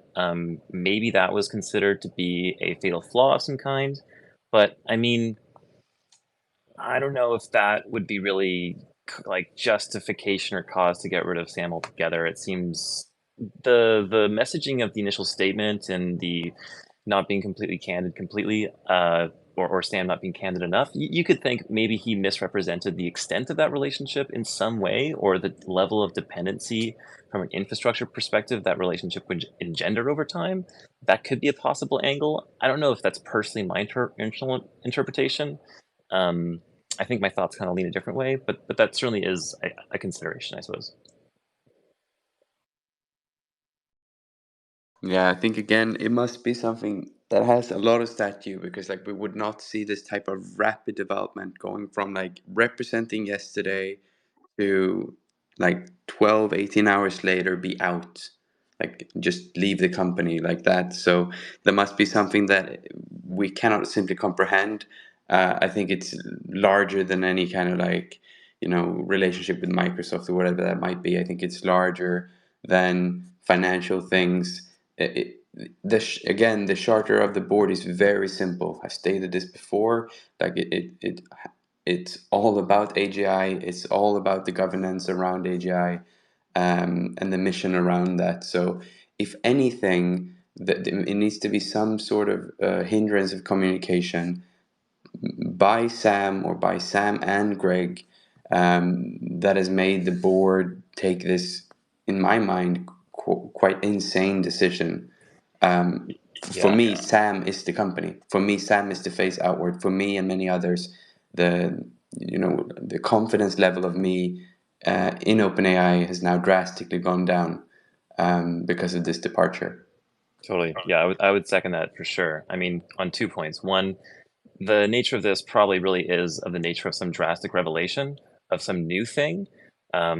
Doesn't look like there was much transition planning here, given Sam's like roles at these public speaking engagements, representing the company publicly and so forth. If you had long-term plans, strategic disagreements over direction of the company that had been manifesting for months, it makes no sense to have such a drastic switch in sort of decisions on leadership like this. I think it really does sound like this was like a dramatic revelation reveal. And then yeah, I'd second the second point. This is people there probably really wanted to work for him, Sam, and his leadership. And if he starts something else, you would expect a massive brain drain. You'd expect this would really hurt OpenAI and their staff. 100%. I would love to get Jared the mic. So Jared, go ahead. Yeah, sorry, Jared Plummer here, VP of AI at Vercel. Look, I don't have any inside information, but it does seem a little strange, the timing of all of this with the recent outages. There's a thread going around about maybe there was some sort of security vulnerability that wasn't reported, but unclear to me. I feel like there's like four possibilities in my mind. One would be material misrepresentation, and those would be come out with like IP theft, misconduct, embezzlement, or like burning an enormous amount of Microsoft money and lying about it in some way. Those are like the things that would maybe warrant this kind of response. But some of those are criminal, and this is the response that was given today is not the response you'd expect if they're like criminal actions. So my hunch is like burning Microsoft money and not representing it materially to the board. That'd be like an explanation for this kind of response and like swift action. Or again, that uh, security vulnerability theory around Dev Day. Maybe there's a data breach coming that he knew about. I don't know. Something like that could also explain that kind of bit. But yeah, the swiftness and sequencing, and then the tone of the corporate post was quite vicious and deliberate in distancing the company from Sam. So yeah, anyway, my 2 cents. Curious to hear what everyone else thinks. Yeah, I Jared, think I you just want to you follow up with that. I just go had a for it. question. If it was something technical, do you think more people would have left at the same time or announced or been kind of gone with that, right? So I hear you, and that's what's curious. But I was also curious to like Brockman also moving down. I guess there was rumors and then an information article about failed model training earlier in the year that cost like hundreds of millions, if not billions of dollars, or dollars or something like that. I wonder if that happened again, or something like that, or again, an enormous amount of money that was spent on some side projects or purposeful projects that was either cavalier or not. Um, Again, not being represented to the board, right? This is clearly something about lying to the board about whatever the activities were going on. So something like that would explain it. So cavalier activity, YOLOing Microsoft's money is um, probably an explanation. Right? Like I don't know if or I don't know the details on this, but I remember hearing Microsoft, at the same time of laying off a decent percentage of their team, gave OpenAI all this money. So they took some sacrifices in making that acquisition or making that investment, and I imagine that there's some seriousness around that money being treated with respect as a result of the sacrifices that were made to make it possible.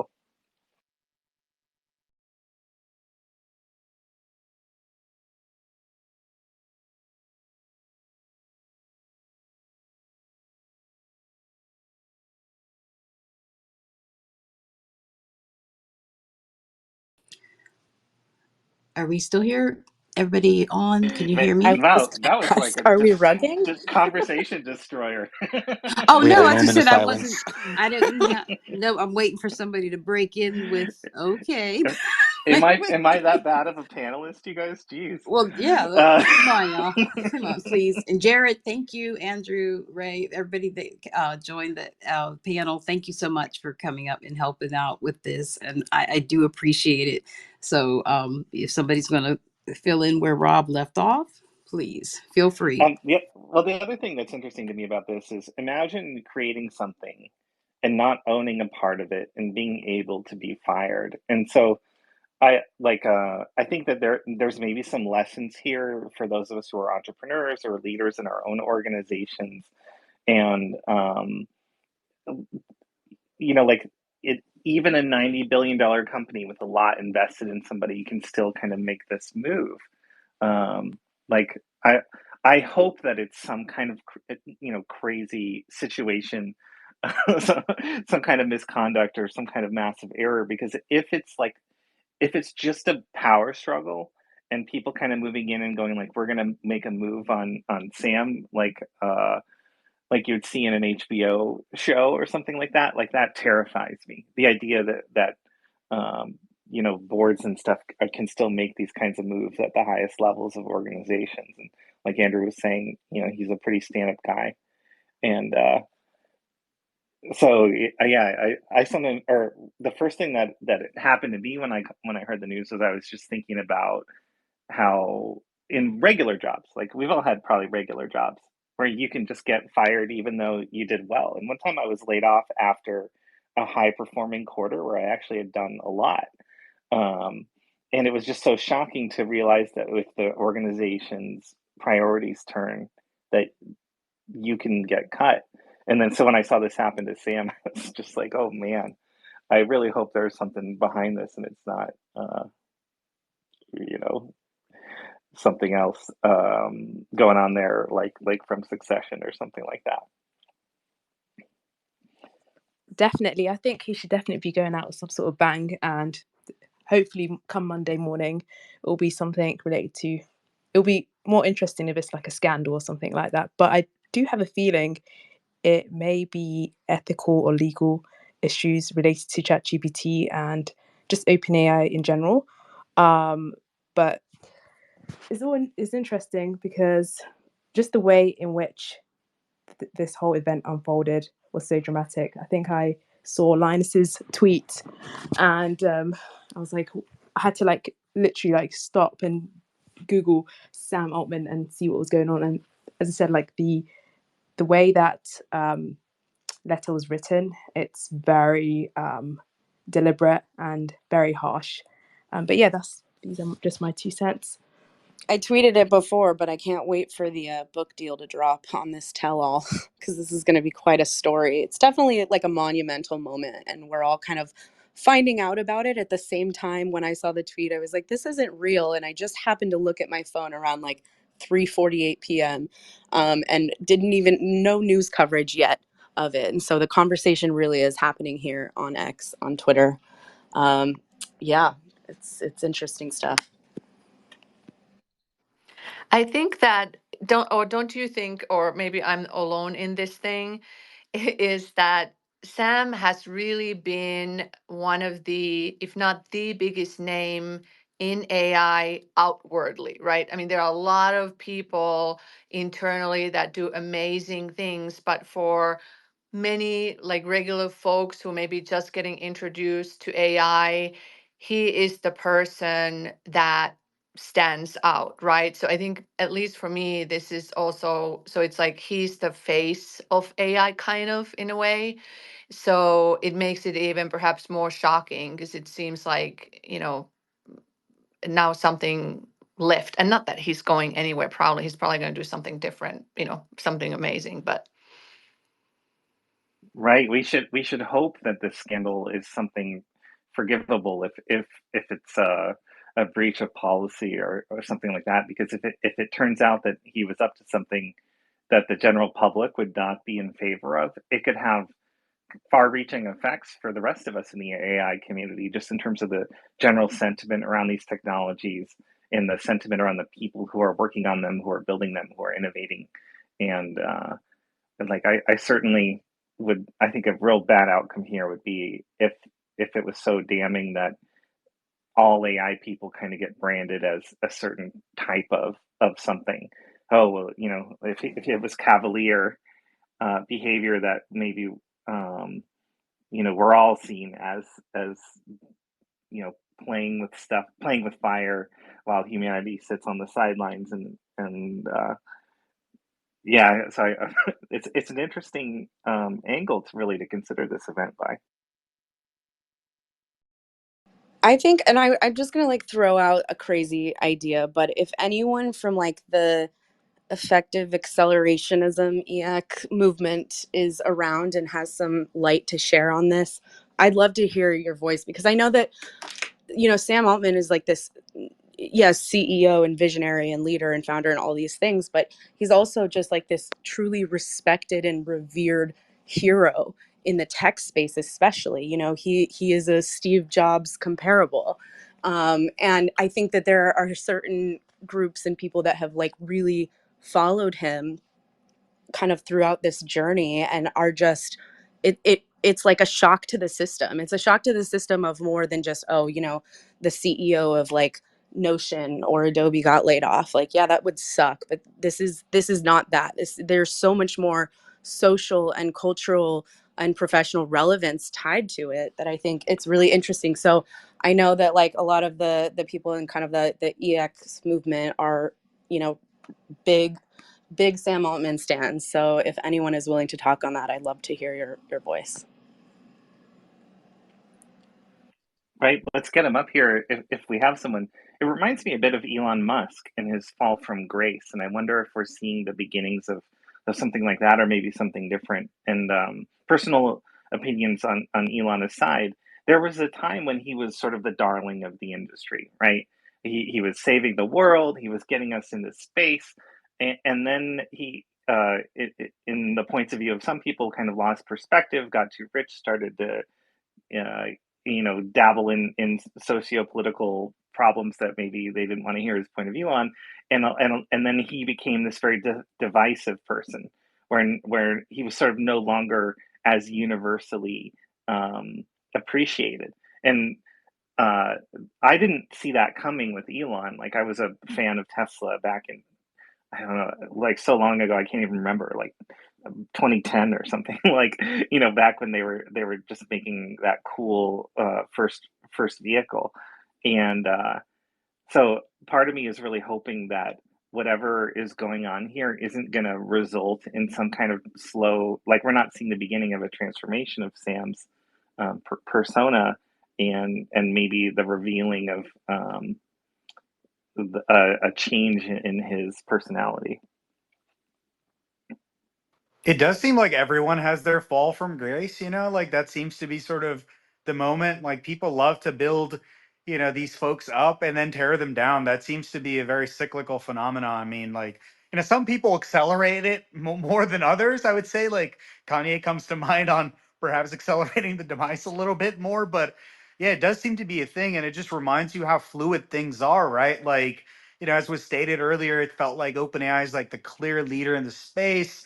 Obviously by the time, like, oh yeah, everyone's making like funny snide jokes about, Google shipping slowly, and by the time they ship, OpenAI would just be so far ahead. And then things like this happen. But I am curious to see, like, I think Linus raised some, and Taylor raised some really great points about, Sam sort of being this beloved leader within OpenAI, certainly.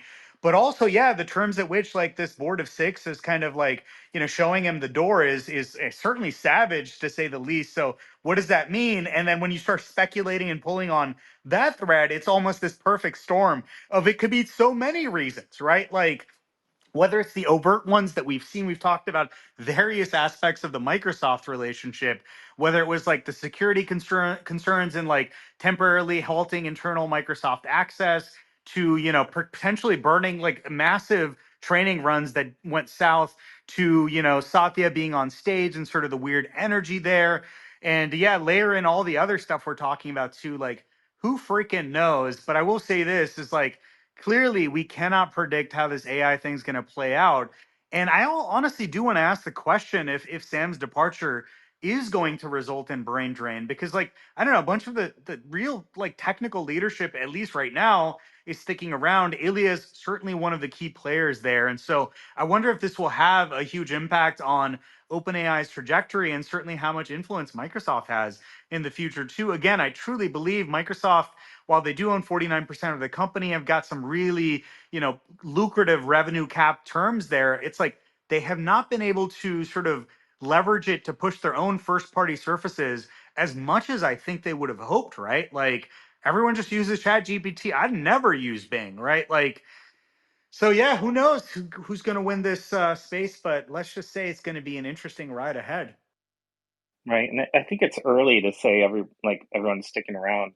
Most people probably learned about this like we did, like within the last 2 hours. And I'm sure that there's a lot of people who are trying just as hard as everyone else to figure out what's going on with Sam, why is this happening, what does it mean for me? It's Imagine it's that all hands call, Rob. We were just talking about that earlier. Oh my yeah.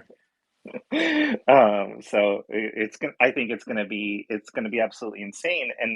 And even if Sam doesn't end up starting another AI company, I think we're gonna see some group of defectors who were like Sam's crew probably spin off and maybe come do their own thing, and another big player in the AI space may emerge just as a result in this change in leadership and direction, and some group of engineers going, hey, we'd rather keep doing things in the way that we were doing them. But I see Puria is got his hand up. I wanted to make some space. Yeah, thank you, Rob. Can everyone hear me right now? Yep, sounds good. Yeah, okay, cool. Yeah, great to be here. Quick intro, I'm managing partner at Belau. We're an accelerator based in Vancouver, Canada. The departure of Sam was quite shocking. I was just up in the elevator and I read about it. I almost tripped and fell. So it was a safety hazard for me for sure.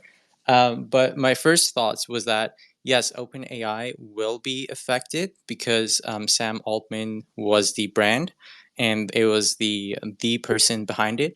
It was like as Taylor mentions, like saying Jeff Bezos is leaving Amazon or Steve Jobs got fired from Apple, and we all know how the Steve Jobs story turned out.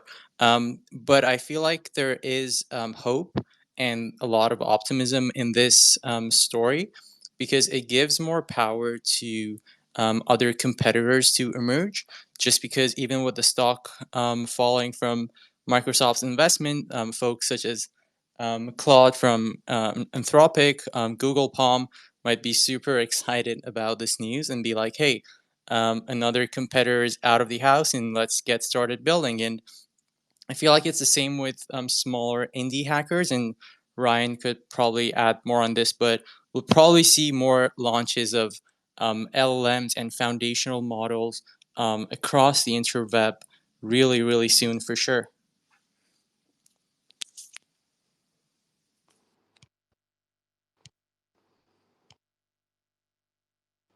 Okay. I think if we just go back a little bit to what Rob said about some deflectors, I think we might see a massive brain drain happening now. I mean, Sam is de facto the leader, right? And the leader got ousted by some other people that don't really have skin in the game. I mean, my main question, what the fuck is up with the board? Like, seriously. What kind of board removes a leader that had taken a company from zero to a $90 billion valuation? Well, I Yeah. think that brings up how serious this has to be, right? Because obviously they must have factored in that there would be some people leaving. You know, usually exec departures do result in something like this happening. Would they really want another Anthropic style offshoot? Like, I feel like this has to be super serious for them to take such a drastic move. Whew. Yeah, I agree. I agree wholeheartedly. And like what I'm seeing, like a lot of the stuff that's now getting surfaced is like this timeline of like, Dev Day happening on November 6th, and then Microsoft cuts off employees, and then, OpenAI goes and like cuts down the new signups, and now like 2 days later they fire Altman. So it's like, is there? We've all witnessed the security flaws, right? Like where you could just ask for files to be downloaded from the custom GPTs. Is there other security flaws that that we are not aware of? And are these so grave that they have led to this because Sam and Greg, for example, did not communicate to the board about the issues and about the severity of the issues, and due lack of communications, that's why they're out. Might be as simple as that as well. Or, like if you're the CEO and you don't report on big things to the board, then that it might be that simple. But again, like why firing someone like this for something like that, it still blows my mind. Right. It feels like it would need to be more significant than that, even. Oh, like not that those kinds of concerns aren't appropriate and important, but a lot of companies survive security breaches, and Yeah, of most course, people end and up and, and, forgetting and, about and them, right? yes, of course. And what we talked about earlier is that, like, I think personally, the thing is big here because I think it's about AGI. I think it's about what Ilya said 4 days ago when he was talking to TED AI. I think it is about that they have actually achieved AGI and they are not agreeing, and that's what we're seeing now. This is the wrath of the charter. This is the reason why the board is in existence in the first place is to make sure that AGI benefits all. and if there is a disagreement between board members, ultimately will end in a vote. And I think that is what we're seeing playing out. That plain simple. That's what I think. Right. It reminds me a little bit of LK99 in a way. And stick with me here, but we nearly seem to have the invention of room temperature superconductors earlier this year, and then you saw how that could immediately divide the team that was working on that project and the scientific community, as some people rushed to grab the power and the credit, and others, kind of breaking off from the crew. If AGI indeed has been achieved internally there, I could see a similar level of fracturing occur because of the importance, the weight of such an event. Um, for technology, for the future of humanity, and these are big stakes that we're playing with here. And I think I'm with you that it feels like AGI or some component of it has got to be involved because this just feels so like such a huge situation that or just a financial crime or something that we're gonna find out later. But So let me which pull on this, yeah. Robin Linus, really quickly. So let's say it's AGI. Let's say AGI has been achieved. Is that kind of thinking? Are we saying that like Sam had a bit of a Oppenheimer moment where he's like, "Oh my God, what have I created?" And the board's like, "No, no, no! Like, get this person out of this office." Like, of course we're gonna launch this thing. Like, or is it the opposite? What are y'all thinking there?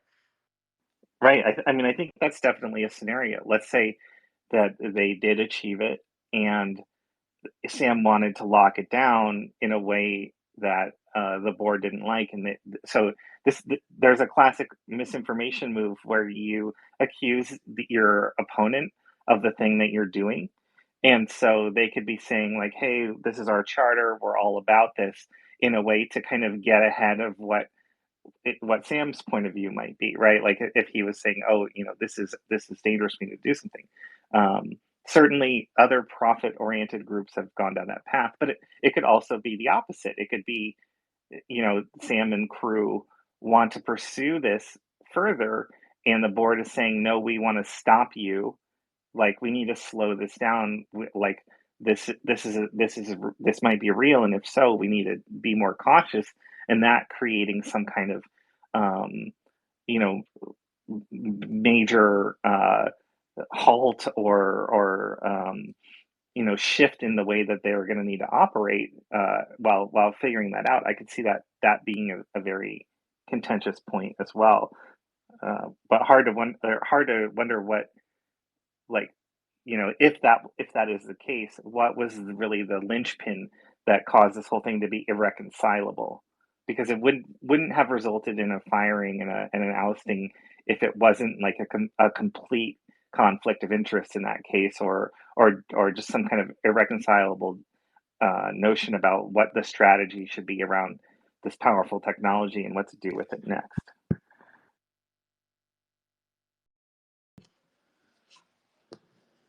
While we have just a second, Ashni, I wanted to get you up because I know that you have a mic, so I'd love to hear from you. And then John as well, guys. Welcome to the panel. Feel free to weigh in. And for anyone who's just tuning in and joining us, we are talking about the Sam Altman ousting at OpenAI, among other tangential topics related.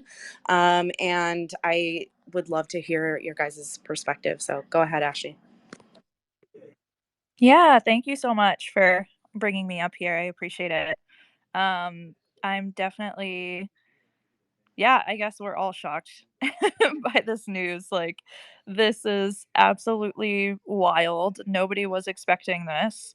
Um, Very curious about what happened, and I wish that they would be less vague than they actually are. I've been in a couple of other spaces, and there was one earlier that was really focused on all of these allegations that Sam's sister has been discussing publicly on her Twitter for quite a long time. And then ended up hearing about Mario's space.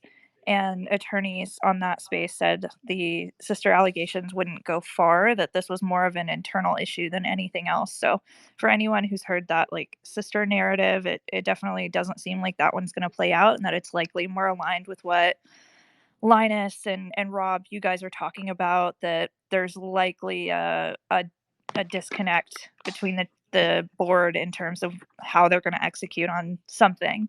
And the only thing that I think that we can really extrapolate from that is that they discovered something or some kind of direction that was outside of what their expectations were.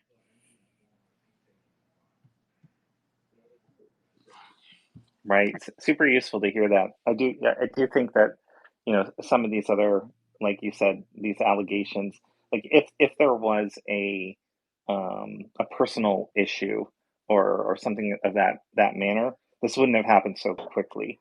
Like it definitely seems like something sort of explosive had to have gone down in over a short period of time, and the everything that I understand around that other issue is that it hasn't just kind of happened immediately. Yeah, it's interesting because they said that the board has been doing an investigation, and I'm curious, like, how long has that investigation been going on? Because that's obviously a huge factor in what this situation is that caused him to be removed from the role. If it's been going on for a month, we don't know. If it's been going on for 24 hours, we also don't know.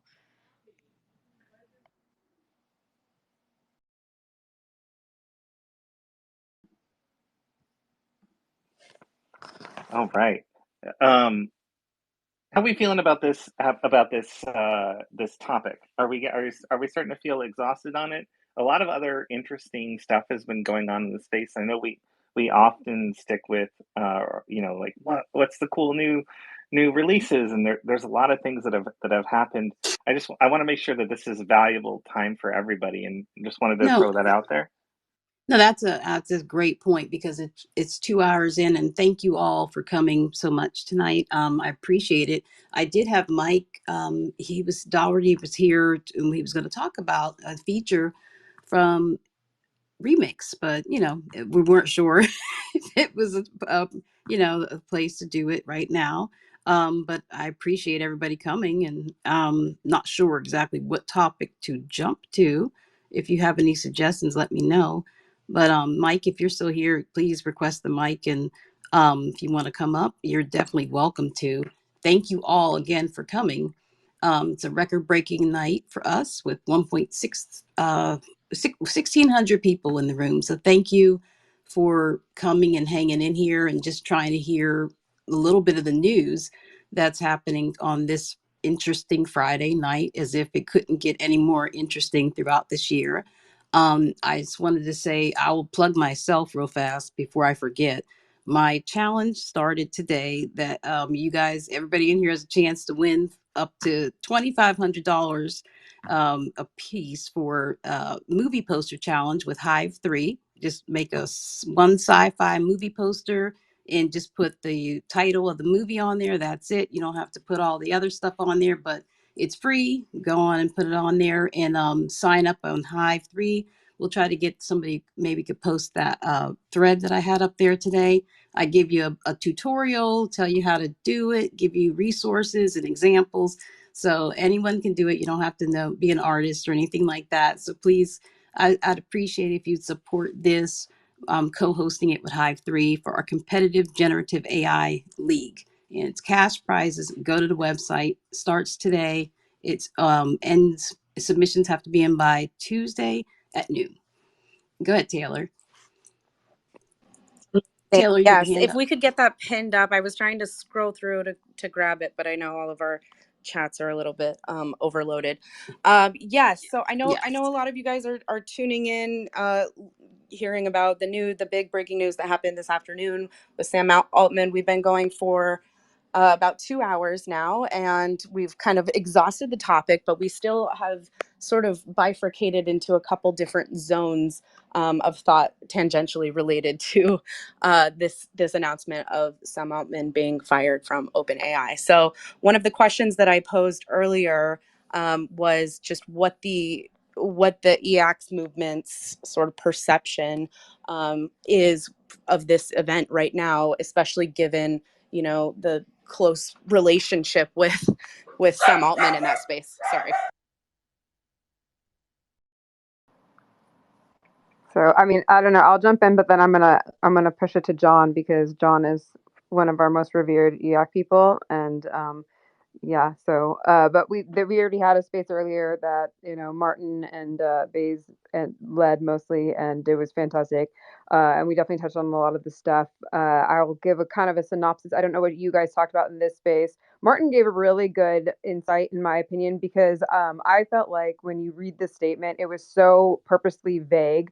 It didn't give any specifics as far as what was not communicated and why that would be like potentially a breach of fiduciary duty for the board members and put them in a position to where they couldn't effectively run. I am familiar enough with like how those operate, and I'm actually on the board of directors of a 501c3 corporation, so there are duties that you owe to shareholders. But the fact that they didn't specify any of that or any particular you know cause for how it would make it like the efficacy of their ability to lead leads me to believe that like that's not really the right that's not what happened. And Martin's like, okay, it's either about money or it's a sex scandal, and I was like, that's probably those are pretty good guesses. I do know then I was thinking, okay, well, a lot of people are leaving Google right now and leaving DeepMind, which is why they keep pushing back the release of Gemini. And then you have Eric Schmidt tweeting, and he just tweeted about how Sam Altman's his hero. And I was like, okay, I totally think that, he's going to take over and then probably just bring in a bunch of Google people and it'll be the next Google. I'd prefer for one of the people to talk about the whole decel argument and that, whether or not they think that Sam was more on the side of the safest in regulations or I mean, I don't know. I kind of felt like he was with them. He went to Congress and met up with Congress. So I think he's more of a safetyist. A lot of people think he's more, EAC and accelerationist and wasn't conservative enough for the board. But I'm not going to speculate on that because that's not my area of expertise. So that's all I'll add. Hey, thanks for having me on the stage, by the way. So I don't really have an opinion on what I think probably happened yet, but I really like what Rob said earlier about AGI being a potential factor here. I think if it's not some sort of personal scandal, this feels like it could be a pivotal moment, especially for how Sam is perceived going into the future and what happens from here on out with OpenAI. If Arrakis turned out to be more than it was claimed to be, either maybe Sam was taking a more accelerationist approach and got kicked out because of that, in which case maybe he becomes kind of like a martyr for the community and goes and takes talent to some other new company, or maybe he goes to XAI or something. Um, or like Rob was saying, maybe Sam wanted to slow down, and maybe OpenAI actually wants to go somewhere a little bit more risky with this, and is kind of trying to get ahead of the news there. I think that's actually very interesting and something I hadn't considered yet. But regardless, if it's not a personal scandal for Sam, if it's not some sort of familial thing or just boring money fraud or something, I think this is definitely going to be something that changes the way people feel about accelerationism and safety. Definitely feels that way.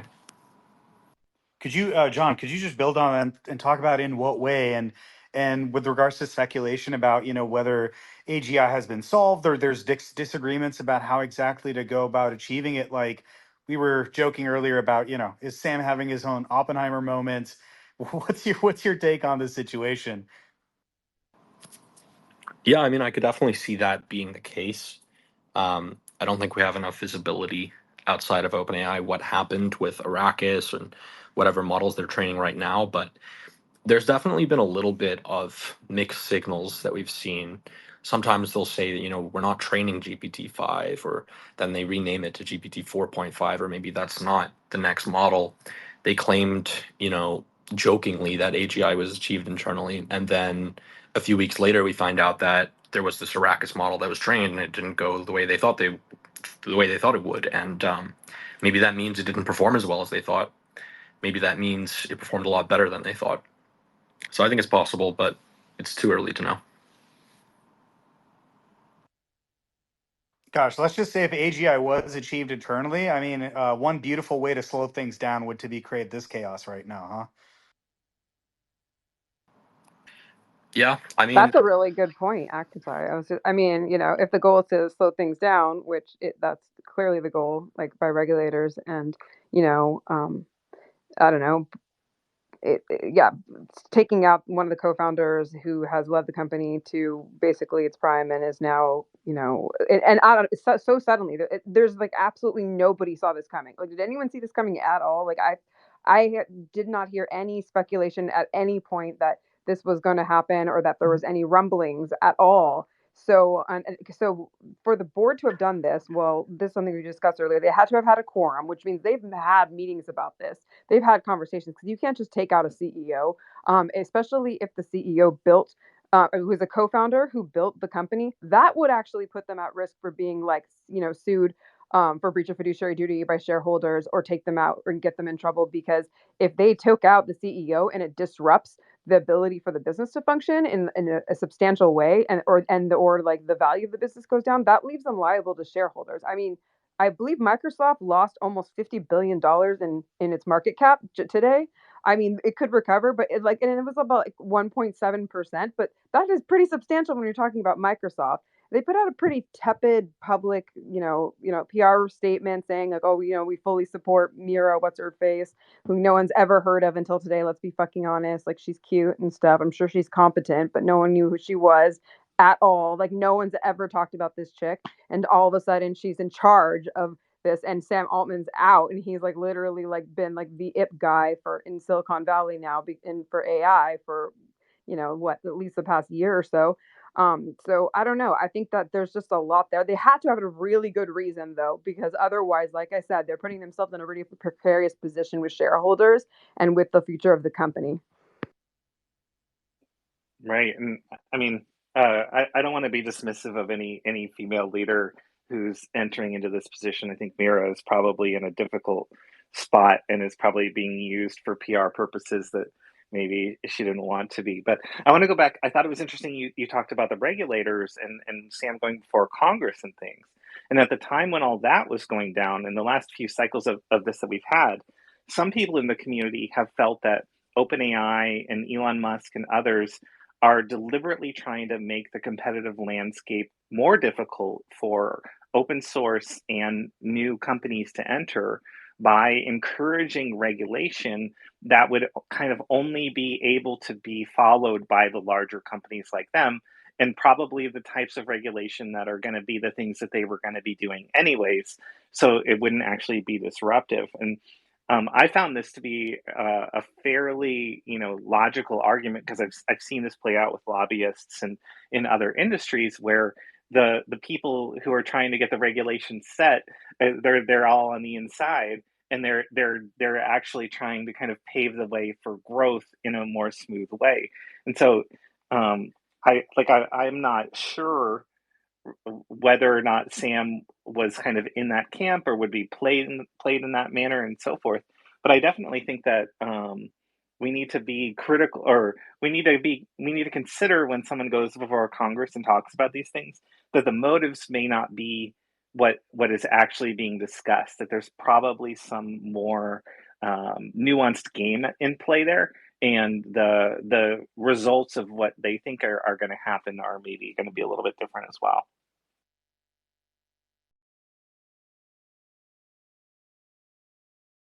By the way, I just love that Lex low-key Oh, just go ahead, hopped on Bill. the stage and then dipped out. Can we get Lex back? I want to hear Lex's thoughts on this. I'd Yeah, love to Lex, get Lex back in here. I need to be unblocked, man. hey, Oh, Justin. John, what did you do? Then again, I know the block list is a little extensive, so I've definitely heard about that too. Oh, and Yeah. Brian, I'm trying to get you the mic there. Thank you, B. Go ahead, you can speak. And Brian Krassenstein, I'm trying to get you the mic, but I can't quite get it to you. Sorry. Hey, But welcome, B. thank you so much. I know I'm always just a lurker, and so I'm really grateful for this moment. I wanted to talk about GPT, but not in the context, just take a bit of a break, and just some gratitude for the conversations that were last week, especially with Rob and Taylor talking about creating their GPT agent. And I guess I was one of the last lucky ones. And I got to get, it's helping me so much in a project where I have to combine two books of 40 years of history, and I need to come up with a website. And so I'm like, I'm just going to feed this thing, and it's so great. I mean, I know garbage in, garbage out, but so based on what it was what was shared about converting a PDF to plain text, and that was amazing. And I thought, I asked another question while I was putting up the bot, and I was saying, can you read images inside of a PDF? And it cannot. So I thought that was really interesting. And so just really grateful for that, and just really ecstatic about the Hive 3 with this contest. Heather, is just, I did a couple. I'm in school right now. I'm just wrapping up and learning VR and AR design, and learning Unity. So my brain's kind of overly saturated when it comes to being Friday. Unity's a beast, man. Uh, but I'm so grateful to everyone. And I just wanted to say, it's just such a wealth of the folks that are here and just sharing everything, especially like everyone who's a speaker right now. There's such a wealth. And so I just want to give a whole bunch of gratitude. Just, I'm a little woman in Vancouver in my own like home studio, like plugging away at life. And I just want to say, like, this Friday is like the highlight of my week. So keep up the great work. I know it's like a really intense time we're talking about, but I just want to say just how much gratitude, and especially to the people who are coming maybe for the first time, that this is just one of the best groups of people I've ever. I'm just so grateful. I just want to say that, and leave it, and just, Thank you so much, oh B. man. You are so sweet. Thank you so Yeah, much for saying that, especially when, when Thanksgiving's coming up here in the US, and I appreciate that. yeah, And again, I know that people, come here because we talk about, try to be as straightforward as possible and give as much information as we can without, just bullshitting. So thank you all for coming and hanging out with us and yeah. we're trying to get you some information here. So thank You you. are. And we had to go off our regular schedule, program, but it is I mean, this is probably the biggest news since ChatGPT came out, honestly. So in generative AI, I guess. Yeah, So it is yeah. unprecedented, and I could definitely understand people wanting to find out a little bit of information from people they trust. So Yeah, thank I you. just want to say one last thing, Billy. Well, I'm now a subscriber on your YouTube channel, and I even upgraded my phone so I can do the Galatian splattering, and I'm all going to be doing that this weekend. So I'm just loving your content as well. So thanks again to like everyone, Matt and Rob and Ali and everyone, and especially Taylor. Like, really good. Like, thanks again. And I'm going to just pass it off. I just wanted to throw out some really solid gratitude there. And there's several others here I didn't announce, but thank you so much. Thank you, B. I appreciate you Thank you, coming up. B. 3D scan Seriously. all the things.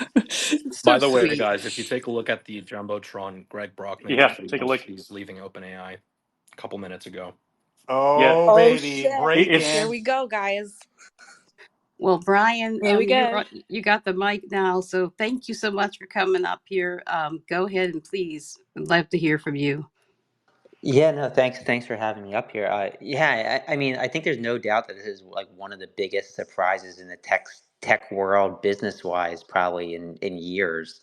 I mean, OpenAI, they just announced so many initiatives uh, with new Chat GPT for and the ability for basically the apps to be created on it. So like obviously this is a very important part of OpenAI's trajectory, and for him to step down at this point, obviously there's something that came up unexpected. If this was something that had been brewing for a long time, I think it would have taken place before all those announcements 2 weeks ago or a week and a half ago.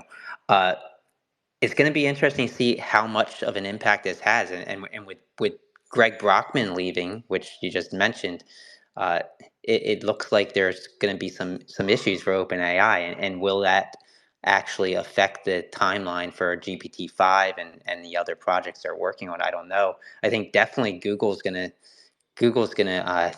have a lot of excitement over this, and so will Grok, xAI's Grok. But yeah, I mean, I've been following the AI space for a while, and this is definitely a shocker for me. Yeah, I mean it's absolutely insane. Now we're getting it black on white. So Greg is leaving. He's actually just saying I quit. So right, I think we mentioned this through and through a few hours now that we're going to see a massive brain drain from OpenAI, and I think having both Sam and Greg leave, like the founders, right? This is just going to have ripple effects. I don't care what Satya is posting. I don't care what the other people are doing. This is going to cause a big divide within the company, and ultimately everyone that's building on top of OpenAI's technology will kind of fare badly because of this. This is going to be the effects. This is going to be some very tumultuous weeks leading up to Christmas, and not exactly what we all had hoped for, given that OpenAI has been on top of the world for the most part of this year. It's cool, man. We need a break, dude. It's great. Holiday season. We can come back to this in Yeah, Q1. we need Yeah. packages. We need turkey. Like we're all gonna have Thanksgiving soon as well, right? So yeah, what up? Maybe Right. this is the pause that everybody's been calling for. You're going to get a little bit of pause because OpenAI can't develop as quickly now because they're having a brain drain. Well, so if you're not familiar with Greg Brockman, he was serving as president of OpenAI. He's a co-founder. I believe previously he was at Stripe. And so here we have the CEO and the president both leaving at the same time. Definitely, if you think about an organization having certain functions, let's say technology and engineering being one side, and also then the sort of the business side of the organization being occupied by the CEO and president. The what I'm seeing here is, and I'm sure that there was a technical impact that they definitely had on the organization, but this is really heavy attrition from the business side, and then a movement of somebody from the technical side into the strongest position of power. And so I think that there's a dynamic here that's emerging that is quite interesting to me in that regard. Yeah, I think the post by Brockman is so interesting because like I think he was also chairman, so he was removed from chairman, but he was put back, as it says in the press release, in a position in the company. But from his tweet, it seems like he was as blindsided as everyone else about this, and now is leaving in solidarity with his co-founder there. It's really quite shocking, and I think it's got to be something that was disagreed with on the board. It probably Brockman made a fuss and said, "No, we're not going to be doing this to Sam." They removed him as chairman. They removed Sam, and then boom. I just, and I hope it's not the stuff that's going around. That would be awful. But and I think an awful decision in many ways too. Very, very difficult. But look, I think if you take a look at it from a threat perspective, right? If you just say, okay, well, what would it be? What were the issues that if you were to remove a CEO just based on pure CEO issues, right?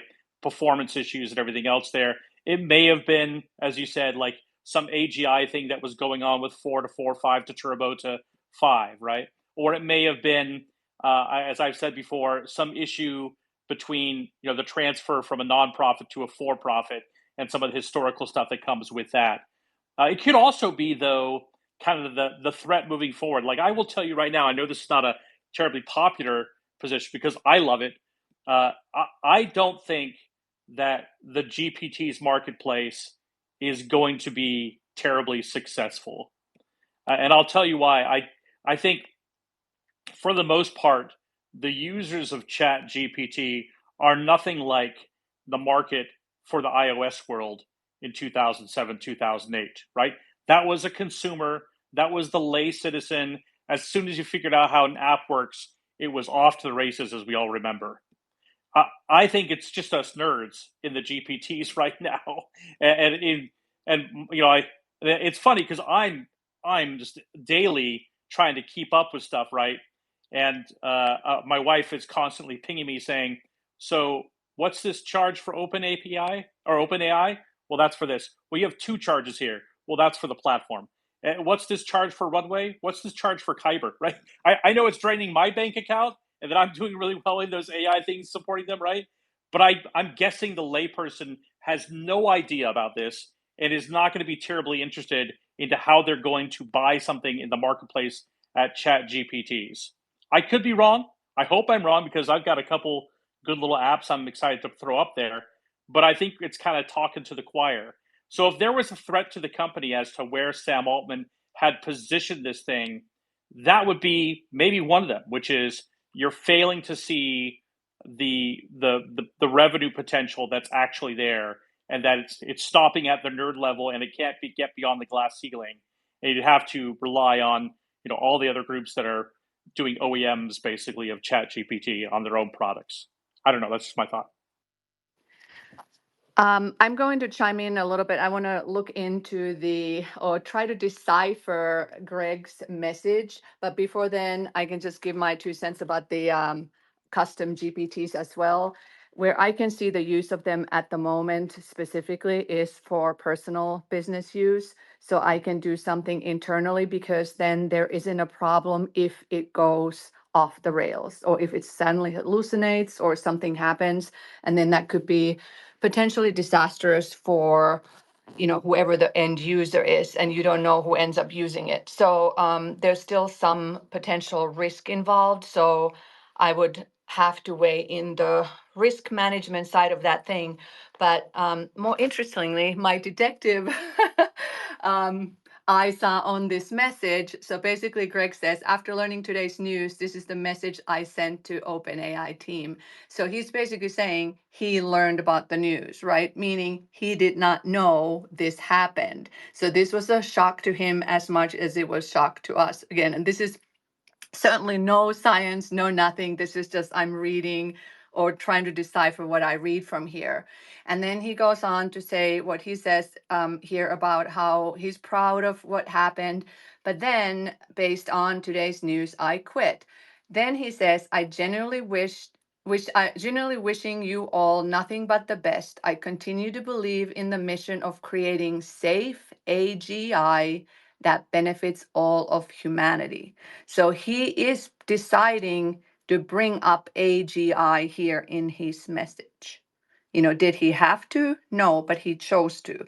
So as we have speculated here already, could this then maybe even more so have something to do with the AGI and the safe and one that benefits all of humanity? So there could be some potential disconnect what part of the board, for example, wants to do versus Sam versus Greg now also because they now seem to be in the same bucket. So just my investigative senses are going off here. Right. I think you're definitely onto something there. And the question that remains is whether he's saying, I want to do it more safe than the direction that OpenAI is headed in, or I want to do it. I mean, this sounds harsh, less safe, or in a approaching safety in a different way than the direction that OpenAI is headed in.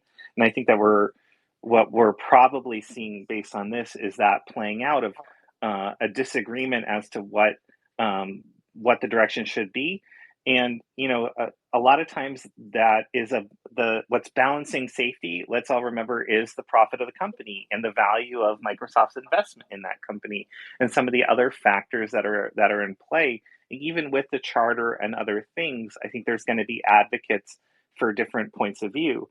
One of those points of view, even being, hey, we can use this technology to make more money, and by having more money, we have more power to make it safe. So we should head in this direction. And another point of view maybe being, no, we need to make it safe first, even if it costs us money. To me, I'm starting to see a little bit of maybe those factors here, but I feel like there's no way he would have mentioned AGI in like making safe AGI in that tiny message. Ali basically read you practically the whole thing minus two sentences, like super short, and he's going to take 1/3 of the space in the message to mention that. That to me is highly suspicious. As well as he never uses any capital letters except when he capitalizes AGI, which I thought was a really really funny because it made the word AGI stand out massively there in a sea of lowercase letters. And the other thing he says at the end that it benefits all of humanity. So then the other potential crisis or a conversation that many may be having is who should have this technology. So for example, again, not going conspiracy theories here or anything, but what if somebody wants to have more control of this and give some other entities, for example, more control, but not have it open for everybody? Now, this could be a huge disagreement, enough so that that could, turn into ousting of one or more people. Again, completely speculation, nothing, concrete in any shape or form. I'm just simply reading Greg's little post here that specifically says creating a safe AGI that benefits all of humanity. Ellie, Right. can I pull on that thread really quickly? So again, the freaking Oppenheimer and nuclear analogies again are just stark, and of course Sam himself has really loved some of those analogies, especially in a Senate hearing. So are we saying that like somebody behind closed doors proposed, hey, we've got this like crazy new paradigm. Let's make this training run seem like it didn't actually go well. And then let's branch off and have like sort of a skunkworks project pushing on deploying AGI, perhaps in partnership with public sector, players, et cetera. Is that kind of what you're saying? Or is it like more like, oh yeah, like let's give Microsoft first dibs on this before we roll this out more widely? Yeah, who knows? I mean, that's my speculation. Or, I'm asking kind of the same question because okay, now we have investors and other investors saying like, or is there some secret deal going on? Again, yes, this is complete.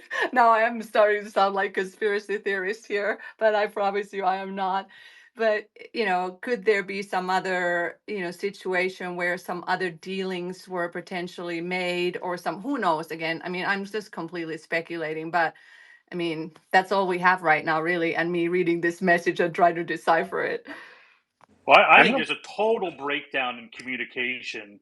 This is completely untoward for a president of a multi-billion-dollar company to come out, quit in this fashion, follow his colleague out the door, unless it was just something earth-shattering. And I mean, it's a little. If I'm looking at the face of it, it's a little bit immature. Okay, and that's fine. It's so what this shows me is the board is not communication with the executive leadership. There was complete breakdown in communication. There was very little time to communicate and discuss this thing. And I think Greg is channeling what Sam can't say.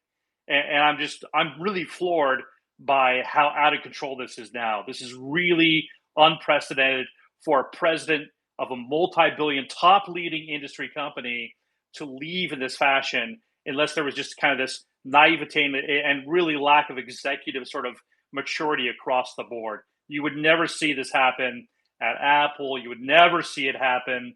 Although I don't know, maybe if oh Twitter was maybe around hey when Twitter was Justin, around when Steve Jobs left, it would have been like this too. I don't know. exactly. I would love to be a fly on the wall in Microsoft right now and like what did they know? Like how long did they know this was going on and like what are they saying right now? It's just amazing that this happened in my mind. So according to some report that came out just a little bit while ago, they did not know. So they got the news about 5 minutes before they posted it on the blog. So Microsoft had no idea. And I think that makes sense, right? I think people have also stated that like it would not. I don't think Microsoft PR and comms would want to have Satya Sanjay sharing the stage with somebody who is no longer going to be the CEO. I think just given the proximity of Dev Day, oh my God, I mean, like, holy crap, like this is just this the plot thickens, shall we say? But I think to Linus's earlier point, he's sort of predicting that there's going to be a bit more of a brain drain that follows this, and that is to be expected. And gosh, I wonder if this will actually slow down, OpenAI's position, because depending on the degree to which we see sort of the unbundling of OpenAI talent, like again, some of these cats have really competitive packages, like 3 to 5 million total comp, right? Like as like a L5, L6 engineer, like you're gonna have a really hard time getting something like that, like literally almost a 10x multiplier over what you might otherwise get. And so I'm kind of curious what people think might happen here. Is like I wonder if these folks could get together and really pull an inflection and raise a crap load of money, and suddenly we've got yet another player Oh, it's in the AI possible. space. I just saw Martin Shkreli is just kind of egging people on. He publicly called out Andre Karpathy, who was a big part of the team there, and he says, "Let's go, bro. You're up next. Leave these decils." Oh my god! Please Oh pin boy. that tweet. I want to check that out. That's Yeah, I'll check this. hilarious. Well, Google's offering $10 million packages. I saw a couple weeks ago. So I mean, like, there's definitely incentive for people to leave now, especially if two of the top guys are gone. Gosh, that's another good point. Yeah, established players going for their like cherry picking the best talent. Yeah, that's a damn good point too. I mean, So also if you think I about it, was people don't join OpenAI because of the packages, right? They join because of the mission, they join because of the vision, because of the leadership. People leave already cushy Well, jobs. not always. I guess not everyone. It's not the only reason, I guess I would say. Sorry. I was Yeah, looking but at it's like salaries. it's a place. It's really hard to get a job there, and people that go there, they already have cushy positions, and like I know a few people that works there, and they did not care about the money. That wasn't the reason. So I can imagine like if there are people that are very aligned with Sam and Greg, that they would just pick up their shit and leave. Like, why would they stay? You know? And also people just that like the 0 to 1 stuff, right? Like after a certain point, companies they go through different stages of growth, right? And maybe there's an alternate timeline in which sort of this transition happened more gracefully and it was like, hey Sam, you got us this far. Now it's all about the next stage. And for this stage, we need more, I don't know, like more a process oriented, seasoned leader, et cetera, et cetera. But yeah, in this situation, I think even the allure of going back to the early days could be very appealing to leave. So I was in another call for a couple of hours, including Sam's sister, many people that worked with him. And let me give you a theory of the case from my point of view. From what I can see, this was the safety guys taking over from the business guys. If you look at the board, it's the board of a nonprofit. Their main job is to make AGI safe for humanity. There's three people that don't work in OpenAI, three that worked, or two of them are gone now, worked in OpenAI. The three non-OpenAI people are sort of research focused, except for the core CEO, giving grants, scientists. Ilya is the only one of the employees that stayed on. He has voiced safety concerns publicly recently. And Greg and Sam were certainly on the business side. And Sam was pretty much the international figure of the last period. So, Microsoft for sure didn't want him out. They just doubled down on Copilot and such. So, it seems like it was a question of the board. Now, there are two other dots I'd just like to put on the space. A few days ago, the Financial Times quoted Sam saying that he wanted to raise a lot more money from Microsoft to pursue AGI. He did also mention that ChatGPT 5's further than people thought. They also were headhunting from Google. That was OpenAI, who was offering apparently $10 million packages. So you can imagine if you were a safety-focused researcher, which pretty much everybody was at the start in the group, you might be a little bit concerned. They took more than 6 months to pressure test the original ChatGPT, and now they've been under pressure to go a lot faster and to deliver. So it's a theory of the case, open for discussion. Right. And so when we hear things like, oh, ChatGPT 5 is further out, we might think at first that means, oh, that something went wrong in the development of it and it's not performing as well as we would want it to perform. But what they may be also signaling is this is actually kind of dangerous. There's some emergent properties of this model, and we can't release it. Like, it's further out because it's going to be a harder challenge to figure out how to make it safe. And so I could see that if that were the case, and they started to find, oh, there's some emergent properties here, and now we're having discussions about consciousness and or emergent power seeking behavior, or there's lots of things that can happen as you start to test the limits of these models and what they'll do, and then whether or not you can align it, right? The alignment process and the red teaming in terms of figuring out how are people going to exploit this and do something with it. It's not an easy process. And indeed, I was a little bit critical of OpenAI earlier this year because in aligning ChatGPT, they seem to reduce some of its cognitive ability, um, almost like to make it safer, they had to make it stupider, or like that was a consequence of the alignment. And so now, like, we're really, I think, when it comes to something like AGI, the alignment problem has got to be, a order of magnitude more difficult.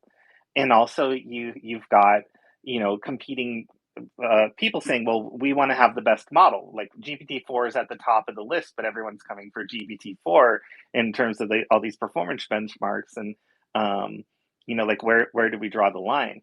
The last thing I'll say on this is, if you look at the open source community and the prevailing point of view in terms of open source large language model development, the idea is, well, yes, this technology could be dangerous, but it'll be made more safe by us sharing it with the world and making it available to all people and all researchers, so that the people with good intentions can help make it safe, and rather than just putting power into a few different organizations where we have to rely on them making good decisions. When we come to something like AGI, I feel like that question gets a little bit harder to answer for me personally. Um, if we give AGI to everybody in order to make it safe, it does feel like there needs to be some very careful thinking there, because of the potential for it to just accelerate so quickly. How does that work? So I could definitely see the conversation around red teaming and alignment and things shifting if it turns out that the discovery was indeed there.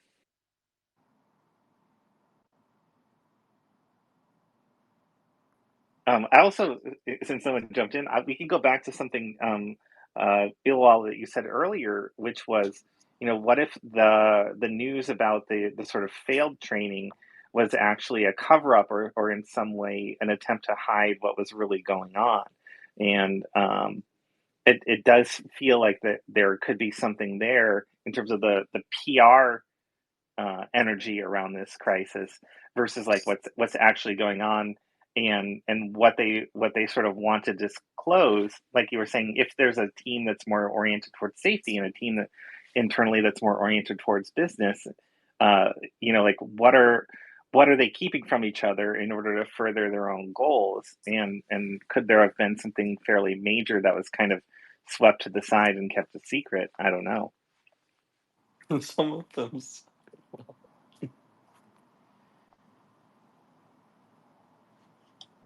Hey, John, your mic is off. You got something for us? No, my bad. Can we get Ashley Uh, back on the stage too? Because I know that she was requesting. I'm looking to see if she is requesting. Oh, yep, there we go. Okay. Oh, Yeah, thank oh, you. Thank you. I was trying to find her in there. did I we? appreciate it, Ashley. She said you have some good news. Hey guys. Yeah. Hey. Sorry, I'm down to like pop in and out as needed. I know you've got a stacked conversation happening here. So this news about Greg Brockman being out, he just I'm sure you guys saw, I think we posted it like 20 minutes ago up in the pinned messages at the top of the space. But this was his announcement that he was leaving based on today's news. However, I was looking through the comments of that announcement and I found something really interesting. There was somebody that posted a anonymous Reddit post that, I mean, it is pretty boring news, but it's, just boring enough that it might be real. Also, take this with a grain of salt because it's Reddit. It's a completely anonymous account. So we're not sure if this is accurate. But the post says, I feel compelled as someone close to the situation to share additional context about Sam and company.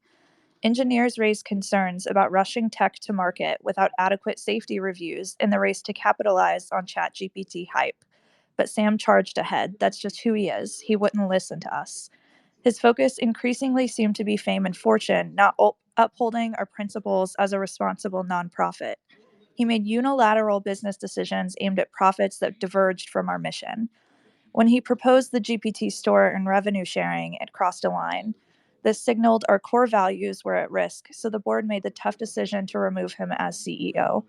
Greg also faced some accountability and stepped down from his role. He enabled much of Sam's troubling direction. Now, our former CTO, Mira, is stepping in as CEO. There is hope we can return to our engineering driven mission of developing AI safely to benefit the world and not shareholders. And that's the end of the message. So there's some additional speculation going on about obviously whether or not this is accurate. There's a timeline I'm going to find for you guys as well that is kind of backs up this theory, but I'm going to do a little bit of digging and find that, and I'll report back for you. That is interesting. Now, either that means, yeah, this is a technical and I guess philosophical disagreement, or OpenAI PR is already in overtime and doing a damn good job. Right. Like I love that, and it's a fascinating post. I just want to remind everybody, especially for stuff we find on Reddit, to before it gets verified, we gotta don't necessarily take it as fact, but let's think about it as if it's true and kind of walk through on this speculation, because to be honest, part of the fun of being alive in moments like this is it's almost like there's a true crime aspect of it. I'm realizing where you get to be part detective too, and Yes. we're we're gonna have some fun with it. But just remember that this is totally speculative, and we don't know for sure. So when we talk about monetization of these powerful technologies and the revenue share with the GPT store, that is quite interesting because it does suggest that some of the priorities and some of the ways that decisions will be made in the future could shift fairly dramatically, right? Like um, if they start incentivizing people to build uh, GPTs that are getting used often, that creates other incentives in the world, in the market, for individuals.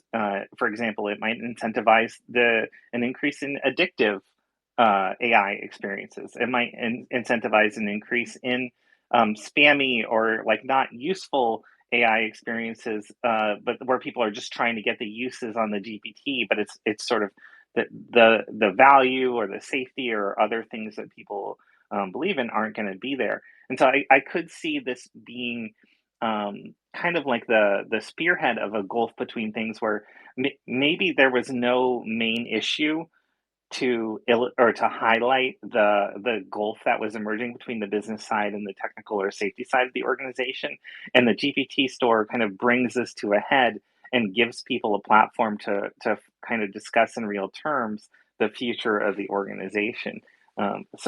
Certainly possible, and um, I do appreciate the writers talk about Sam seeking power and fame and stuff, and to be sure, he does seem like he enjoys being the center of attention, but I don't think that necessarily uh, is evidence to support the entire claim underneath that. I'm curious what you guys what some other folks think.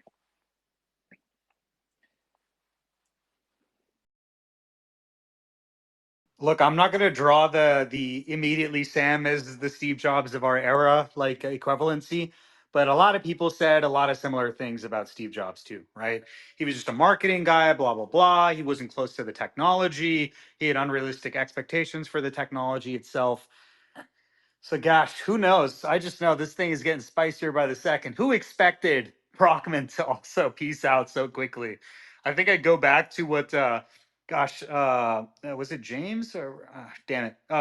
What was said earlier about yeah, it feels almost I mean tad bit immature to like quickly dip out like this, but hey, this is the real world. People have real emotions, and look, maybe he's just like disagrees with what just happened. I feel like there's got to be one good meme that emerges from all of this somehow. I'm just waiting Just for it to one? drop. Didn't I the mean, didn't Elon or like the X account post, hey, if you're looking for a job, x.com/jobs? yeah, that's funny. I think It was Control one of Alt them. Man Delete is still the winner. It's Linus, the Control savagery. Alt Man Delete. What if you're on a Mac, dude? What about then? It's Command Alt Man Delete. Equally funny.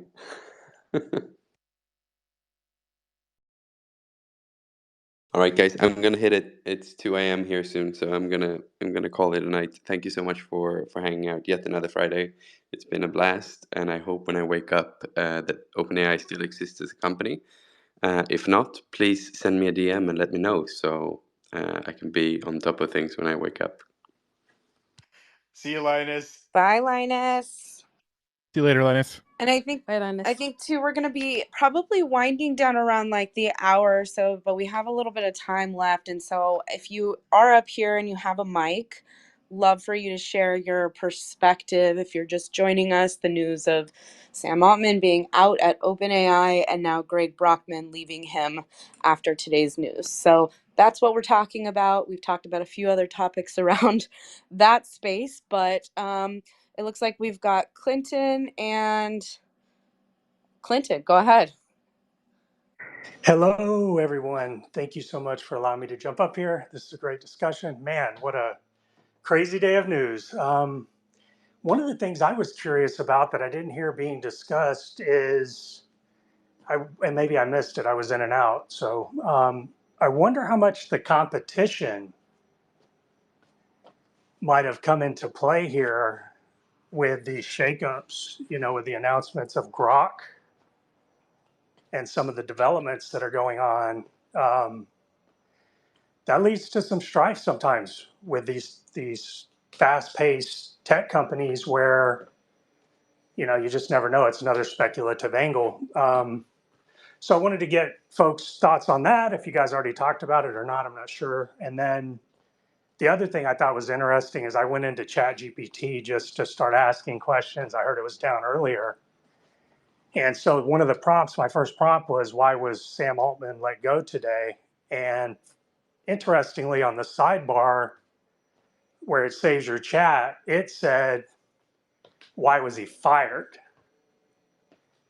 So I just thought that was also kind of interesting because that's not what I typed.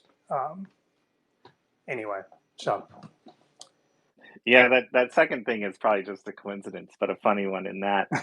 In terms of competition, though, I'll go there. sure. Thank So you. with Grok, with Anthropic, and Claude, and Amazon's massive investment in Anthropic to help there, we definitely see a heating up of the competition. And I remember when Sam was in, I don't know if he was there personally or not, but like there was this big conference in India about AI, and India has been doing a great job, trying to, or in terms of the research and what they bring to the industry. And Sam basically said, like, you could try and make AI as good as we are, but it's not going to happen. But I think you should try anyways. Or that was the gist of the quote, right?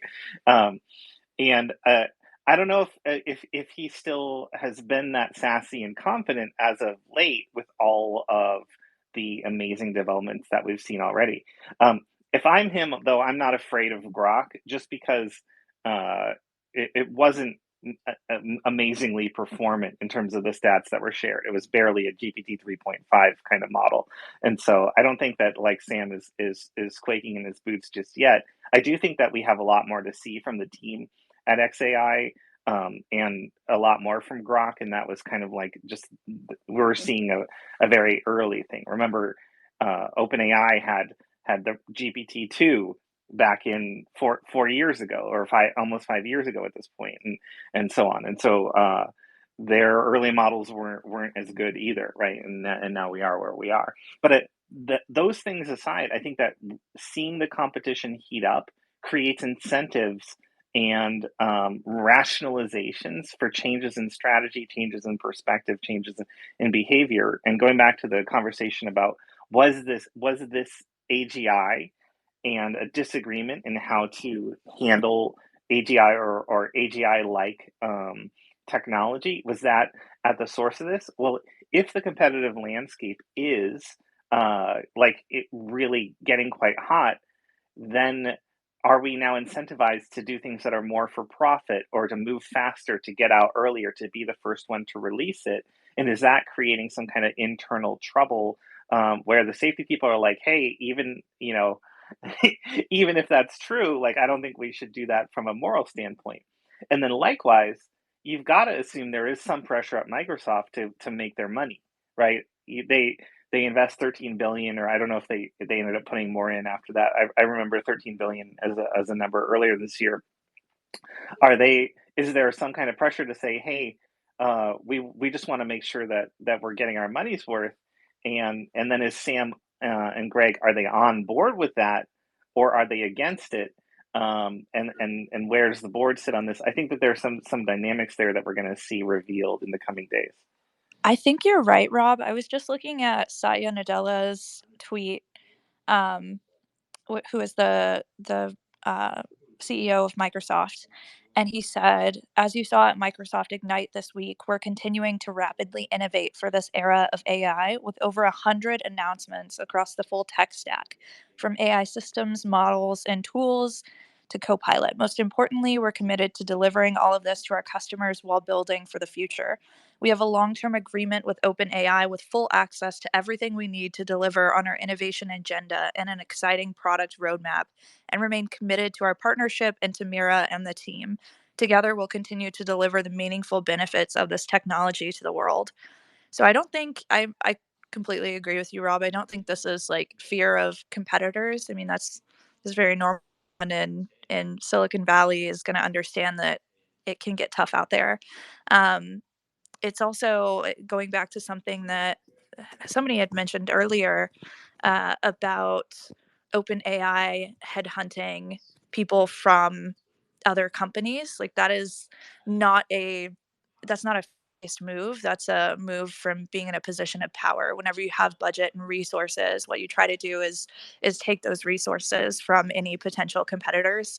So I'm a marketing executive at MindOS, and we've even had OpenAI reach out and try to take our CTO, because it, they're trying to get as many resources as they possibly can for the future. So I don't know that. Yeah, I don't think that it's a fear based move. I do think that they're ultimately likely going to be okay. Go ahead, Clinton. I saw you raising your hand. Yeah, no, I'm in complete agreement with everything both of you are saying. I think what I meant by that was I don't think Sam Altman's quaking in his boots or anything like that. But, having been involved with many startups over a 23-year career, I've seen many, many times where you try to take tech. Leadership is always trying to figure out how fast to get to market and get product in the field, if you will. And there's always that dichotomy of the engineering staff who says, hey, wait, it's not ready yet. And then the business folks say, we don't care, get it to market. We have to be there first. And so that was really, you guys nailed it. That's what I was kind of wondering, just in the back of my mind is I'm curious as things play out and we get more information here, if we'll find out that there's some fracturing at the board level about how fast to move and all of that. And that's what I meant by the competition question. So yeah, no, thank you both for your expertise and helping to answer that. I really appreciate it. Just to quickly interject, Ashni, to your earlier point, and then Ali's earlier analysis too. It's interesting to read the Satya tweet and notice that there is no mention of Sam Altman in there. right. I mean, that's obviously Yeah. deliberate, but Hmm.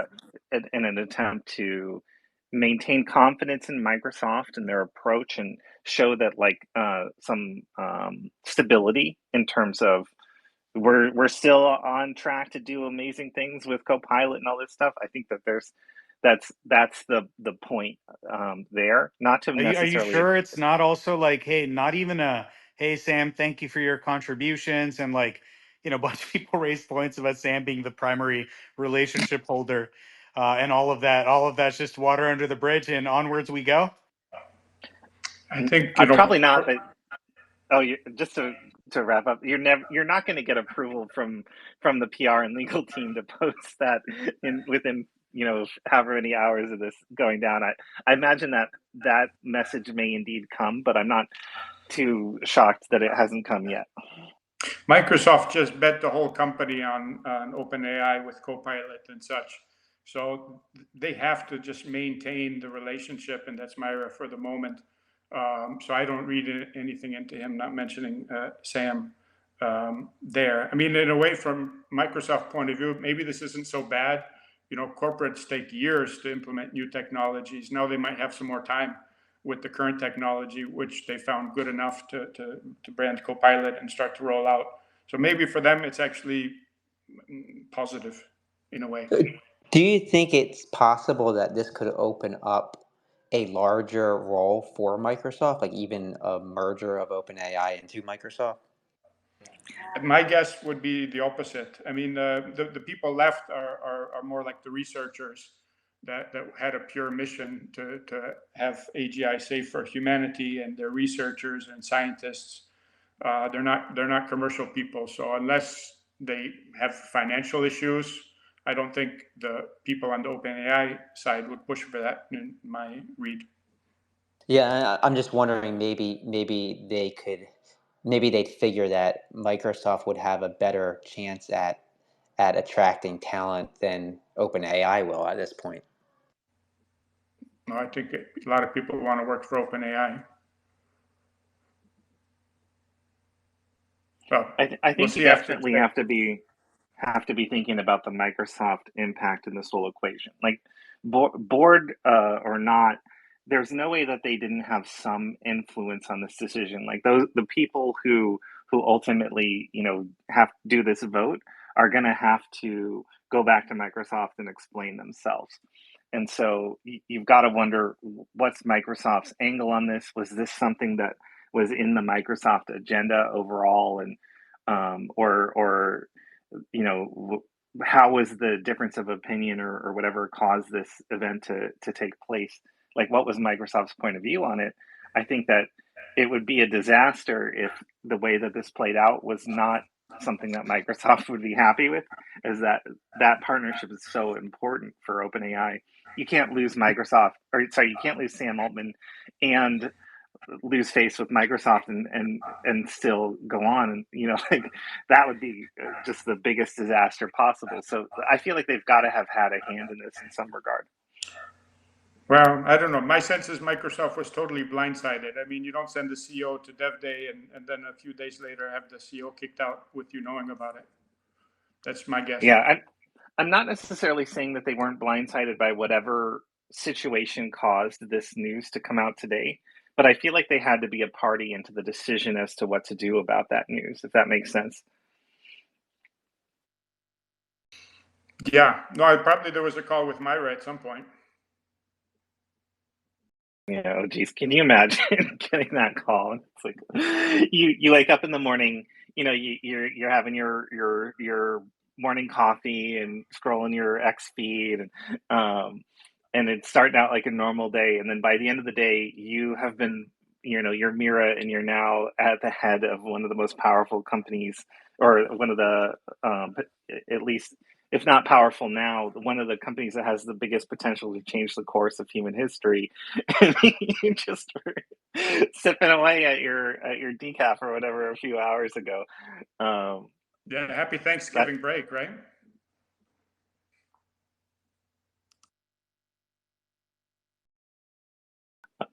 Taylor, you mentioned we were kind of headed towards wrapping up at the top of the hour. I certainly love speculating on these things as everybody, but I do think we're also Yeah, I'm back. yeah, I got a couple bites to eat. Thank you for giving me a chance to get a little bit of dinner here. But yeah, it sounds like we maybe caught up some. So maybe I know on the West Coast everybody's it's still pretty early in the US, but I do appreciate it. Maybe we'll just have to have another emergency space. Let me know if we need to jump on here again over the weekend or something. I'm down.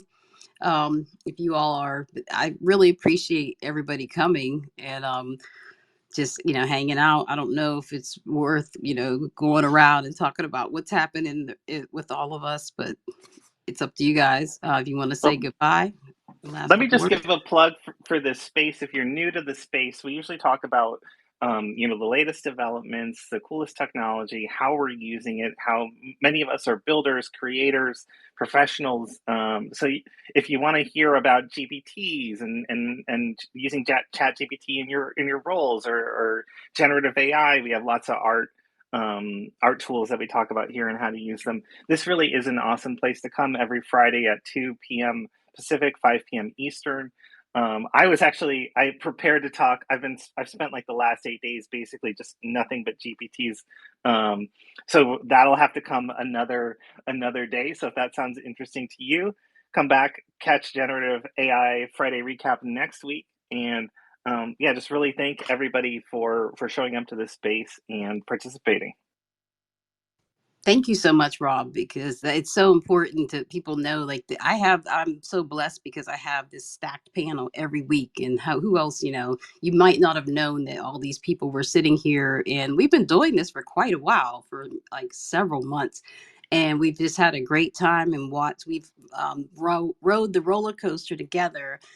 Since about January, I think January, February. Some of us, Matt's been here, Taylor, Bilal came, and Rob, thank you for joining us. Sama and Ali, thank you guys so much, and everybody that's been coming. And I know we were going to have a Q&A today because we were going to sit here and let all the experts answer everybody's questions about generative AI tools. So we ended up having a different kind of Q&A, I guess, sort of. We had the questions, so. But thank you all so much. And I really appreciate seeing the new faces and the people that jumped on the mic tonight. Thank you so much for coming and adding to this conversation. And I hope you will come back again soon. You guys should be really proud. This was awesome. I'll definitely be back next week. Thank you. Thank you so much. Thank you. Yeah, we're going to. Yeah. Great space today, everybody. This was a really fascinating conversation. And this was the first time I think we ever had a conversation that was the same topic for an entire 3 hours, which was kind of fun to dive deep. So really fun one today, and appreciate everybody hanging out. There was so much to dissect, and I feel like we kind of covered it. So I'm glad that this was recorded also, so that you can re-listen to it. You can share it with your friends if you want. Maybe it'll even get picked up in a in a news story somewhere. But as always, this was such a wonderful space. This is kind of a break from our normal format of really covering like the tools and the trends and the big things that are happening. But it was so nice to kind of have this little break. So maybe we do more of these in the future. This was good. Thanks, Heather, so much for this space, and everyone here on the panel for sharing your wisdom, as well as everyone who had an opportunity to speak. Appreciate and love you all. What a fun roller coaster. See y'all next Friday. Cheers. Thank you, everyone. Bye, guys. Bye.